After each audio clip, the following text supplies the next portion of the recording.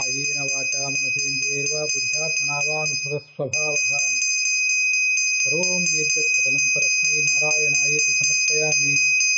श्रीदत्तरूपिण्युरुगाय पादयोः करोति मानं बहुधा विभूतिभिः वेङ्कटश्रितायाः सुगमाकरानुगैर्विधीयमाना प्रियकर्मदायते देहेन्द्रियप्राणमनोभिमानो जीवोऽन्तरात्मा गुणकर्ममूर्तिः सूत्रं महानित्युरुहेहगीतः संसार आधावतिकारतन्त्रः यस्वानुभावमतिरश्रुतिसारमेकम् अध्यात्मदीपमतिदीर्घतां तमोन्धम् संसारिणां करुणयाः पुराणगुह्यं तं व्याससूनुमुपयामि गुरुं मुनीनाम्।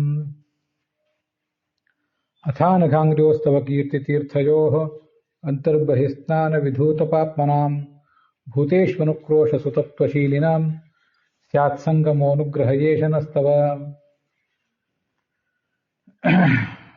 ಶ್ರೀ ಗುರುಭ್ಯೋ ನಮಃ. 48 ದಿನಗಳ ಕಾಲದ ಭಾಗವತದ ಮಂಡಲ ಸೇವಾದಲ್ಲಿ ಇವತ್ತು ಇದು 45ನೆಯ ಕುಸುಮ, 11ನೇ ಸ್ಕಂಧವನ್ನು ನಾವಿವತ್ತೀಗ ನೋಡಬೇಕಾಗಿದೆ. ಮೊದಲನೇ ಅಧ್ಯಾಯದಲ್ಲಿ ಈ ಯಾದವರಿಗೆ ಶಾಪ ಬಂದದ್ದು ಕಥಾ ಇದು ಕೇಳಿ ಬರ್ತದೆ.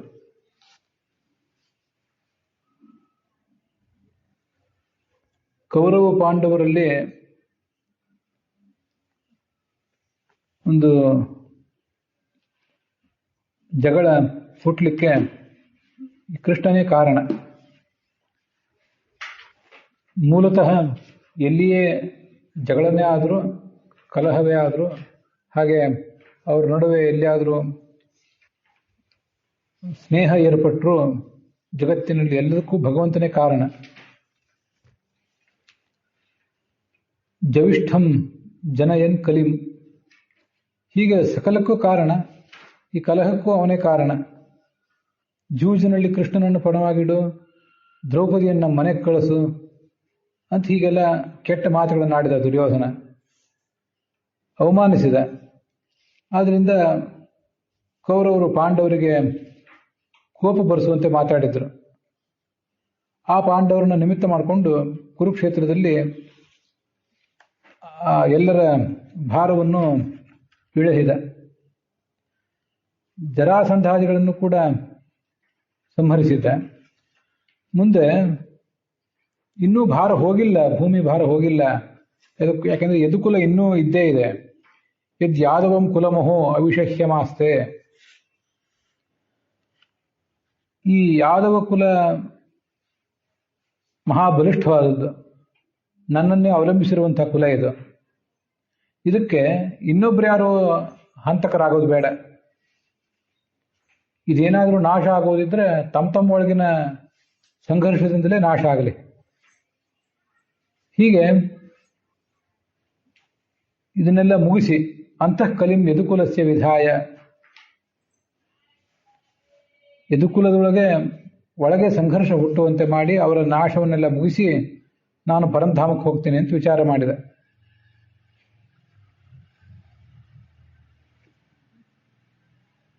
ಅದಕ್ಕೆ ಪರೀಕ್ಷಿತ್ ಕೇಳಿದ, ಈ ಯಾದವರಿಗೆ ಬ್ರಾಹ್ಮಣರ ಶಾಪ ಬಂತು ಅಂದ್ರೆ ಅದನ್ನು ಭಗವಂತ ನಿಮಿತ್ತವನ್ನಾಗಿ ಮಾಡಿಕೊಂಡು ಈ ಯದುಕುಲವನ್ನು ಸಂಹರಿಸಿದ ಅಂದ್ರೆ ಅದು ಯಾಕೆ? ಅವ್ರು ಮಹಾತ್ಮರು, ಜ್ಞಾನಿಗಳ ಶಾಪಕ್ಕೆ ಯಾಕೆ ಅವ್ರು ಗುರಿಯಾದರು? ಇದನ್ನು ಹೇಳಿ ಅಂತ ಕೇಳಿದರು. ಆಗ ಪರೀಕ್ಷಿತ್ ಅದನ್ನು ಹೇಳಲಿಕ್ಕೆ ತೊಡಗಿದರು. ಕೆಲವು ಜನ ಮುನಿಗಳು ಪಿಂಡಾರಕ ಅಂತ ಒಂದು ಕ್ಷೇತ್ರ, ಅಲ್ಲಿ ಬಂದರು. ದ್ವಾರಕೆ ಸಮೀಪದಲ್ಲಿ ಸಮುದ್ರ ತೀರದಲ್ಲಿರುವಂತಹ ಕ್ಷೇತ್ರ ಅದು. ಅಲ್ಲಿ ವಿಶ್ವಾಮಿತ್ರ, ಅಸಿತ, ಕಣ್ವ, ದುರ್ವಾಸ ಮೊದಲಾದ ಮುನಿಗಳಿದ್ರು. ಅಲ್ಲಿ ಈ ಜಾಂಬವತಿಯ ಮಗ ಸಾಂಬ ಇದ್ನಲ್ಲ, ಅವನಿಗೆ ಗರ್ಭಿಣಿ ವೇಷ ತೊಡಿಸಿದರು. ಕೃಷ್ಣನಿಂದ ಜಾಂಬವತಿಯಲ್ಲಿ ಹುಟ್ಟಿದವನು ಸಾಂಬ, ಅವನಿಗೆ ಗರ್ಭಿಣಿ ವೇಷ ತೊಡಿಸಿದರು. ಮುನಿಗಳ ಕಡೆಗೆ ತಂದರು. ದುರಹಂಕಾರ ಅವರಿಗೆ, ಆದರೆ ತಮ್ಮ ಅಹಂಕಾರ ಇತ್ಯಾದಿಗಳನ್ನ ಮುಚ್ಚಿಟ್ಕೊಂಡು ನೋಡಿ ಈ ಹುಡುಗಿ ಗರ್ಭಿಣಿಯಾಗಿದ್ದಾಳೆ, ಏನೋ ಕೇಳಬೇಕು ಅಂತ ಅಪೇಕ್ಷೆ ಪಡ್ತಾಳೆ. ನೇರವಾಗಿ ತಮ್ಮನ್ನೇ ಕೇಳಬೇಕು ಅಂದ್ರೆ ಅವಳಿಗೆ ಧೈರ್ಯ ಆಗ್ತಿಲ್ಲ. ಪ್ರಸೋಷ್ಯಂತಿ ಪುತ್ರ ಕಾಮ ಕಿಂಸ್ವಿತ್ ಸಂಜನಯಿಷ್ಯತಿ. ಮಗು ಗಂಡು ಮಗು ಆಗಬೇಕು ಅಂತಿದೆ, ಸದ್ಯದಲ್ಲೇ ಈ ಒಂದು ಪ್ರಸವ ಆಗೋದಿದೆ, ಏನು ಹೆರ್ತಾಳೆ ತಾವು ಹೇಳಿ ಅಂತ. ಅದಕ್ಕೆ ರಾಜಕುಮಾರ ತಮ್ಮನ್ನು ಹೀಗೆ ಹಾಸ್ಯ ಮಾಡಿದ್ರಲ್ಲ, ಮುನಿಗಳಿಗೆ ಸಿಟ್ಟು ಬಂತು. ನತದೃಷ್ಟರು, ನೀವೆಲ್ಲ ಅದೃಷ್ಟ ಕಳ್ಕೊಂಡಿದ್ದೀರಿ, ನಿಮ್ಮ ಕುಲಕ್ಕೆ ನಾಶಕ ಆಗುವಂಥ ಒಂದು ಒನಕೆಯನ್ನೇ ಹೆರ್ತಾಳೆ ಇವಳು, ಬೇರೆ ಏನಲ್ಲ ಅಂತ ಶಾಪ ಕೊಟ್ಬಿಟ್ರು.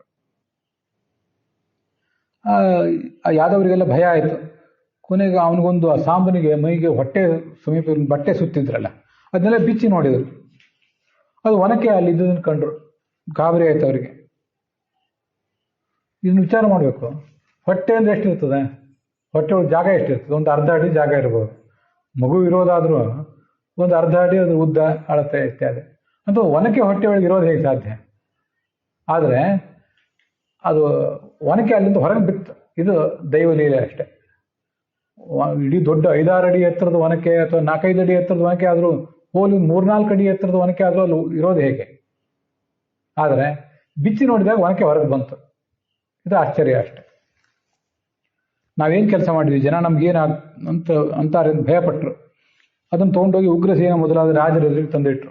ಇದು ನೋಡಿ ಹೀಗೆ ಮಾಡಿದ್ವಿ. ದ್ವಾರಕಾ ನಿವಾಸಿಗಳಿಗೆ ಭಯ ಆಯಿತು. ಮುನಿಗಳ ಶಾಪ ಇನ್ನು ಸುಳ್ಳಾಗಲಿಕ್ಕಿಲ್ಲ ಇದು ಅಂತ ಅನಿಸಿತು. ಆ ಉಗ್ರಸೇನ ಅದನ್ನೇನು ಮಾಡಿದ, ಆದೇಶ ಕೊಟ್ಟ, ಆ ಒನಕೆಯನ್ನು ಪುಡಿ ಪುಡಿ ಮಾಡ್ರಿ, ನೀರಿನಲ್ಲಿ ಹಾಕಿಸ್ರಿ ಅಂತ. ಮುಂದೆ ಎಲ್ಲ ಪುಡಿ ಆದ್ರೂ ಒಂದು ಮಾತ್ರ ಒಂದು ಚೂರು ಹಾಗೆ ಇತ್ತು. ಅದನ್ನು ತಗೊಂಡು ನೀರಿನಲ್ಲಿ ಹಾಕಿಸಿದ. ಉಗ್ರಸೇನ, ಬಲರಾಮ, ಕೃಷ್ಣ, ಅಕ್ರೂರ ಇವರೆಲ್ಲ ಸೇರಿ ಆಲೋಚನೆ ಮಾಡಿ ಮದ್ಯಪಾನವನ್ನು ನಿಷೇಧಿಸಿದರು. ಇದಾದ್ಮೇಲೆ ಯಾಕೆಂದ್ರೆ ಮದ್ಯಪಾನ ಮಾಡಿದರೆ ಇವ್ರದೆಲ್ಲ ಮನಸ್ಸು ಕೆಡ್ತದೆ, ಆದ್ದರಿಂದ ಮತ್ತೆಲ್ಲರೂ ಕಲಹಕ್ಕೆ ಕಾರಣ ಆಗ್ತದೆ ಅಂತ ವಿಚಾರ ಮಾಡಿ ಮದ್ಯಪಾನ ನಿಷೇಧಿಸಿದರು. ಯಾರು ಮದ್ಯಪಾನ ಮಾಡಿದರೆ ಶೂಲಕ್ಕೆ ಏರಿಸಿ ಬಿಡ್ತೀವಿ ಅವ್ರನ್ನ ಅಂತ ಎಚ್ಚರಿಕೆಯನ್ನು ಕೊಟ್ಟರು. ಇದೆಲ್ಲ ಮಹಾಭಾರತದಲ್ಲಿದೆ. ಇಷ್ಟಾದರೂ ನೀವೇನು ಮದ್ಯಪಾನ ನಿಷೇಧ ತಂದ್ರು ಕೃಷ್ಣನ ಕೈಯಿಂದ ತರಲಿಕ್ಕಾಗಲಿಲ್ಲ. ಇದಾಗೋದಿಲ್ಲ. ಜನ ಯಾವತ್ತೂ ತಾವು ಸ್ವತಃ ಬುದ್ಧಿ ಕಲಿಯೋದಿಲ್ಲ. ಆವಾಗ ಯಾವ ಕಾನೂನು ಏನೂ ಮಾಡ್ಲಿಕ್ಕಾಗೋದಿಲ್ಲ. ಒಂದು ಕಬ್ಬಿಣದ ತುಂಡಿತ್ತಲ್ಲ, ಅದನ್ನು ಒಂದು ಮೀನು ನುಂಗಿತ್ತು. ಒನಕೆ ಪುಡಿಗಳೆಲ್ಲ ಸಮುದ್ರದ ನೀರಿನಲ್ಲಿ ಬಿದ್ದಿದ್ವಲ್ಲ, ಅದನ್ನೆಲ್ಲ ಸಮುದ್ರದ ಅಲೆಗಳು ದಂಡಕ್ಕೆ ತಂದು ಹಾಕಿದ್ವು. ಆ ದಡದಲ್ಲಿ ಒಂದು ಹುಲ್ಲು, ಆನೆ ಹುಲ್ಲು ಅಂತ ಕರೀತಾರೆ, ಅದಕ್ಕೆ ಏರಕ ಅಂತ ಕರೀತಾರೆ, ಅದು ಬೆಳೀತು. ಅದು ಸಮುದ್ರದ ಮಧ್ಯದಲ್ಲಿ ಮೀನುಗಾರರು ಬಲೆ ಬೀಸಿದ್ರು, ಅಲ್ಲಿ ಮೀನು ಸಿಕ್ತು. ಅದರಲ್ಲಿ ಆ ಕಬ್ಬಿಣದ ತುಂಡಿತ್ತು ಅದರ ಹೊಟ್ಟೆಯಲ್ಲಿ. ಕಬ್ಬಿಣದ ತುಂಡನ್ನು ಅದು ಹೇಗೆ ಬಾಯಲ್ಲಿ ಹೊಟ್ಟೆಯಲ್ಲಿ ಇಟ್ಕೊಂಡಿತ್ತು ಅದೆಲ್ಲ ವಿಷಯ ಬೇರೆ.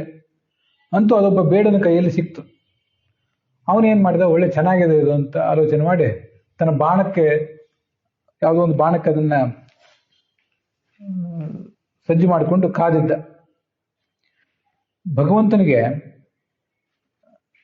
ಮುನಿಗಳ ಶಾಪ ಸುಳ್ಳು ಮಾಡೋದೇನು ಕಷ್ಟ ಅಲ್ಲ. ಆದ್ರೆ ಅವನು ಮಾಡ್ಲಿಕ್ಕೆ ಬಯಸಲಿಲ್ಲ ಅಷ್ಟೆ. ಯಾಕೆಂದ್ರೆ ಅವನೇ ಸ್ವಯಂ ಕಾಲರೂಪಿ, ನಾಶ ಮಾಡಬೇಕಾದವನು ಅವನೇ. ಈ ಯಾರೋ ಮುನಿಗಳು ಮತ್ತೆ ಯಾರ್ದೋ ಶಾಪ ಏನೋ ಅಲ್ಲಿ ಕೆಲಸ ಮಾಡೋದಿಲ್ಲ. ಮಹಾಭಾರತದಲ್ಲಿ ಬಂದಿರುವಂಥ ಇನ್ನೊಂದು ಸಂಗತಿಯನ್ನು ನಾವು ಗಮನಿಸಬೇಕು. ಗಾಂಧಾರಿದು ಶಾಪ ಇತ್ತು. ಯುದ್ಧ ಮುಗಿದ ಮೇಲೆ ಪಾಂಡವರು ಧೃತರಾಷ್ಟ್ರ ಗಾಂಧಾರಿಯರನ್ನ ನೋಡಿದ್ರಲ್ಲ, ಆಗ ಆ ಗಾಂಧಾರಿ ಎಂದೂ ಯಾರಿಗೂ ಕೇಡು ಬಗೆದವಳಲ್ಲ. ತನ್ನ ಮಗನಿಗೂ ಅವಳು ಯಾವತ್ತೂ ಬುದ್ಧಿ ಹೇಳ್ತಿದ್ಲು. ಅಂಥವಳು ಯಾಕೋ ಸಂಯಮ ಕಳ್ಕೊಂಡು ಕೃಷ್ಣನಿಗೆ ಶಾಪ ಕೊಟ್ಬಿಟ್ಲು. ನೀನು ಈ ಯುದ್ಧ ತಡಿಬಹುದಿತ್ತು, ತಡಿಲಿಲ್ಲ, ನಿನ್ನ ವಂಶವು ಹೀಗೆ ನಷ್ಟ ಆಗಿ ಹೋಗಲಿ ಅಂತ.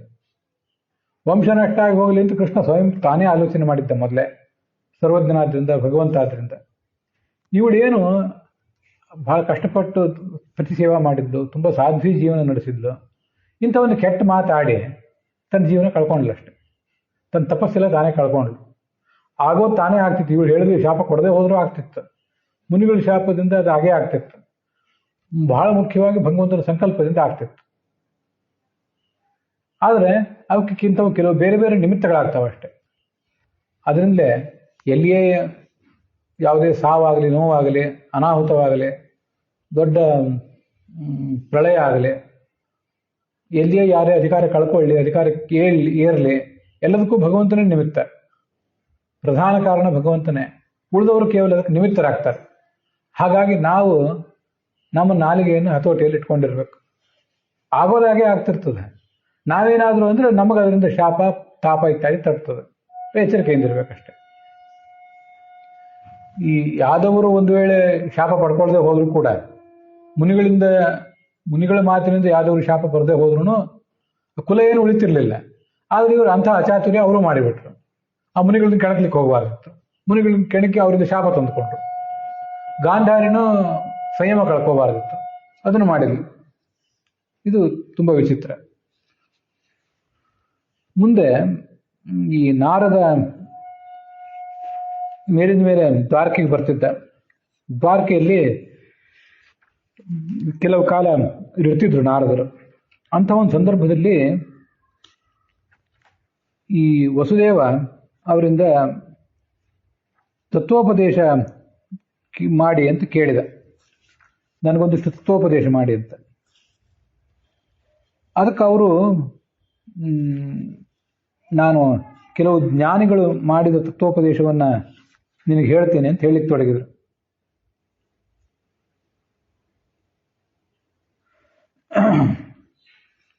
ಅನೇಕ ಜನ ಬೇರೆ ಬೇರೆ ಜ್ಞಾನಿಗಳು ಮಾಡಿದ ತತ್ವೋಪದೇಶ, ಅವರೆಲ್ಲ ಕವಿ ಮೊದಲಾದ ಜ್ಞಾನಿಗಳು. ಅಂಥವರು ವಿದೇಹ ಅನ್ನುವ ರಾಜನಿಗೆ ಹೇಳಿದ ಉಪದೇಶ, ಅದನ್ನು ಇಲ್ಲಿ ನಾವು ಮಾಡ್ತೇವೆ ಅಂತ. ಈ ಕವಿ, ಹರಿ ಮೊದಲಾದ ಅನೇಕ ಜ್ಞಾನಿಗಳು, ಅವರ ಹೆಸರನ್ನು ಮಾತ್ರ ನಾನಿಲ್ಲಿ ಹೇಳ್ತೇನೆ. ಅಲ್ಲಿರುವಂಥ ಎಲ್ಲರದೂ ಉಪದೇಶವನ್ನು ವಿವರವಾಗಿ ಹೇಳೋದಿಲ್ಲ. ಇದಾದ ನಂತರ 24 ಜನ ಗುರುಗಳ ಬಗ್ಗೆ ಬರ್ತದೆ, ಅದನ್ನು ವಿವರವಾಗಿ ಹೇಳ್ತೇನೆ. ಕವಿ, ಹರಿ, ಅಂತರಿಕ್ಷ, ಪ್ರಬುದ್ಧ, ಪಿಪ್ಪಲಾಯನ, ಆವಿರ್ಹೋತ್ರ, ದ್ರುಮಿಲ, ಚಮಸ, ಕರಭಾಜನ ಅಂತಿಷ್ಟು ಜನ ಮುನಿಗಳು. ಇವರೆಲ್ಲ ವಿದೇಹನಿಗೆ ಮಾಡಿದ ಉಪದೇಶ, ಅದು ವಿದೇಹ ರಾಜನಿಗೆ. ಅದನ್ನೇ ಇವತ್ತು ನಾರದರು ವಸುದೇವನಿಗೆ ಹೇಳಿದ್ರಷ್ಟೆ. ಇದು ಅಲ್ಲಿ ಬಂದಿರುವಂಥ ವಿಚಾರ.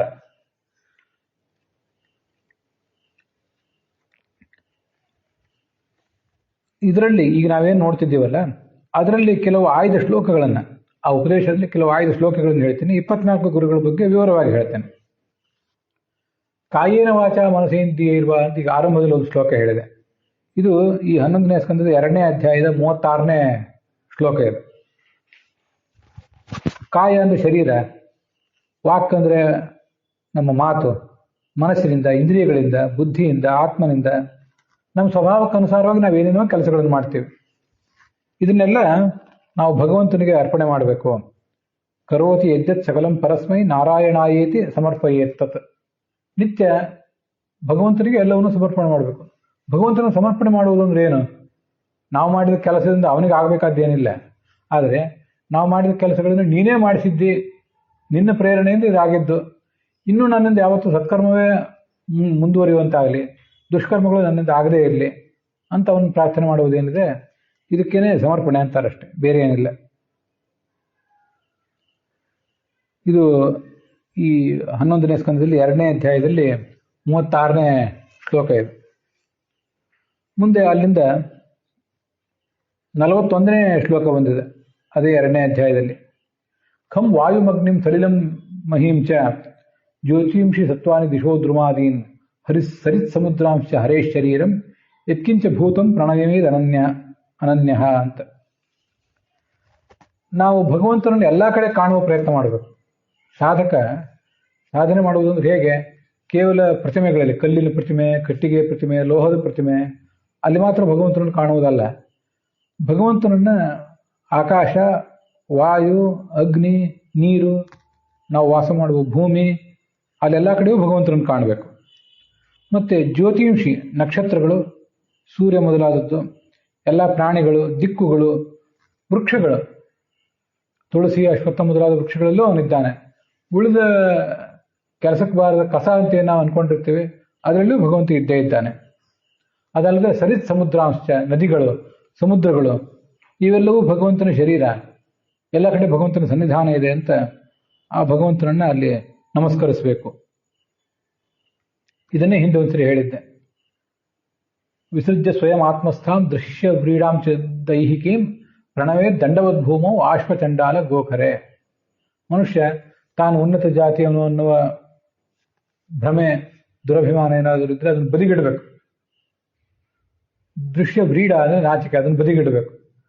ಎಲ್ಲಿಯಾದರೂ ಯಾವ ವ್ಯಕ್ತಿಗಾದರೂ ತೀರಾ ಕ್ಷುಲ್ಲಕನಾದ ವ್ಯಕ್ತಿ, ಅಸಂಸ್ಕೃತ, ಮಹಾನೀಚ, ಅವನ ಸ್ವಭಾವಗಳು ಅವನ ಅಭ್ಯಾಸಗಳು ಸರಿ ಇರ್ಲಿಕ್ಕಿಲ್ಲ, ಅವನ ಸ್ವಭಾವನೂ ಸರಿ ಇಲ್ಲ, ದುಷ್ಟ ಅಂತ ಕಂಡ್ರು ಅಂಥವರಲ್ಲಿಯೂ ಭಗವಂತನನ್ನ ಕಂಡು ದಂಡವದ್ ಭೂಮವು ಸಾಷ್ಟಾಂಗ ನಮಸ್ಕಾರ ಮಾಡಬೇಕು.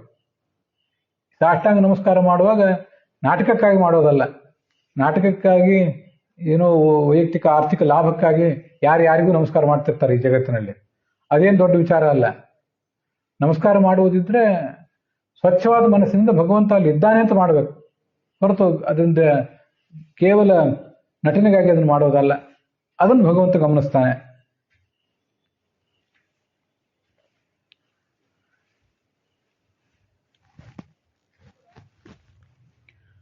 ಹೀಗೆ ಭಗವಂತ ಎಲ್ಲಾ ಕಡೆ ಇದ್ದಾನೆ ಅನ್ನುವನ್ನು ಕಾಣುವುದ ಪ್ರಯತ್ನ ನಾವು ಮಾಡಬೇಕು. ಮುಂದೆ 3ನೇ ಅಧ್ಯಾಯದಲ್ಲಿ 29ನೇ ಶ್ಲೋಕ ಬಂದಿದೆ, ಅದನ್ನು ಗಮನಿಸಬೇಕು.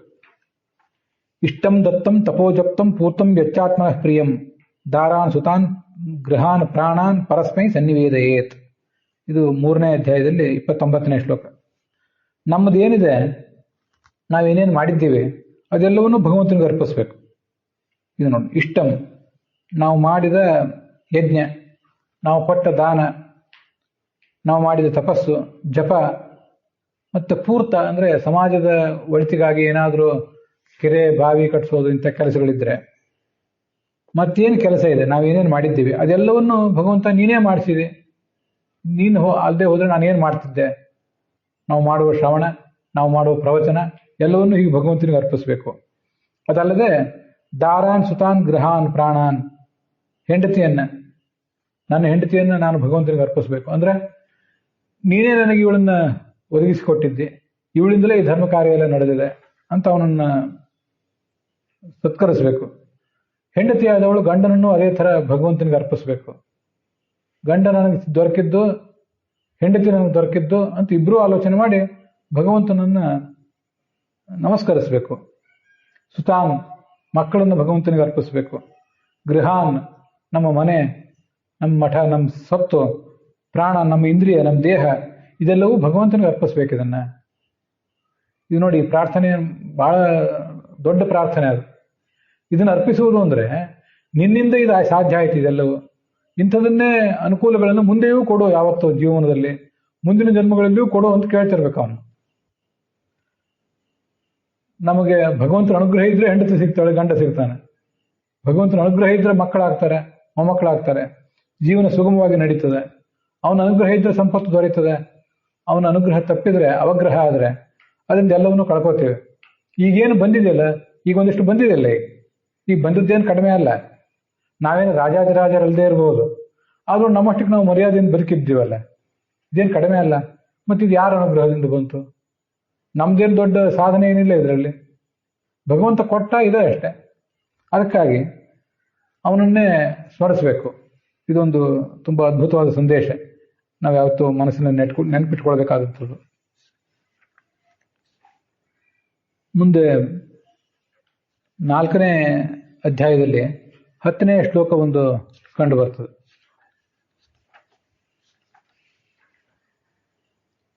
ಆ 10ನೇ ಶ್ಲೋಕ ಬಂದಿದೆ. ಹಾಗೆ ಈ ನಾರಾಯಣನ ಒಂದು ವರ್ಣನೆಯನ್ನು ಕೂಡ ಅಲ್ಲಿ ಕೇಳಿ ಬರ್ತದೆ.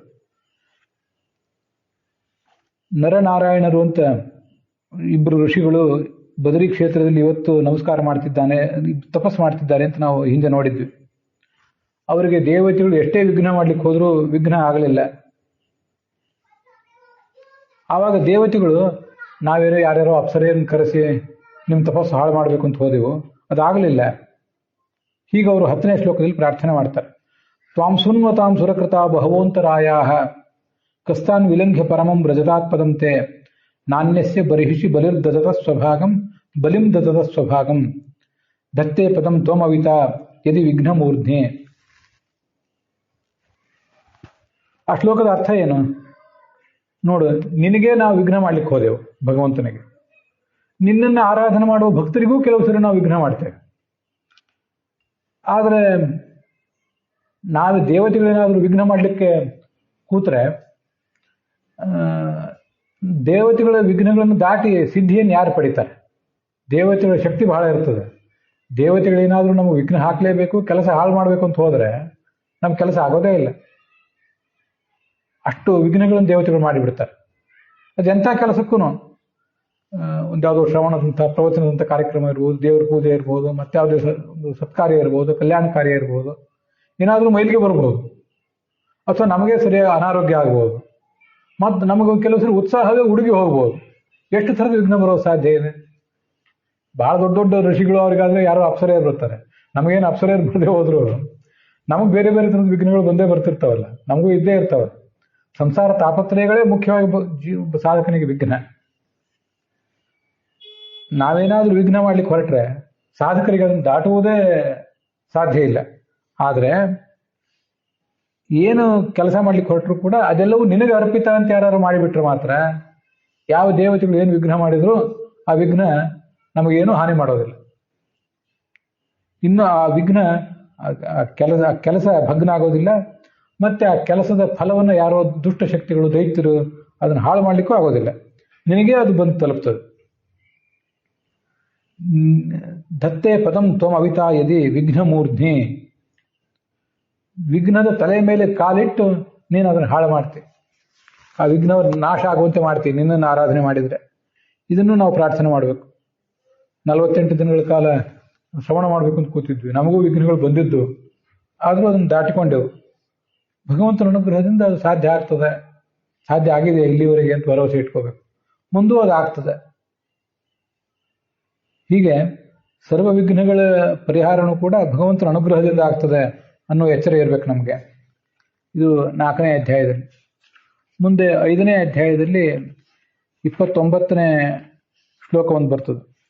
ನಮಸ್ತೆ ವಾಸುದೇವಾಯ ನಮಃ ಸಂಕರ್ಷಣಾಯ ಚ ಪ್ರದ್ಯುಮ್ನಾಯ ಅನಿರುದ್ಧಾಯ ತುಭ್ಯಂ ಭಗವತೇ ನಮಃ ಅಂತ 29ನೇ ಶ್ಲೋಕ 5ನೇ ಅಧ್ಯಾಯದಲ್ಲಿ.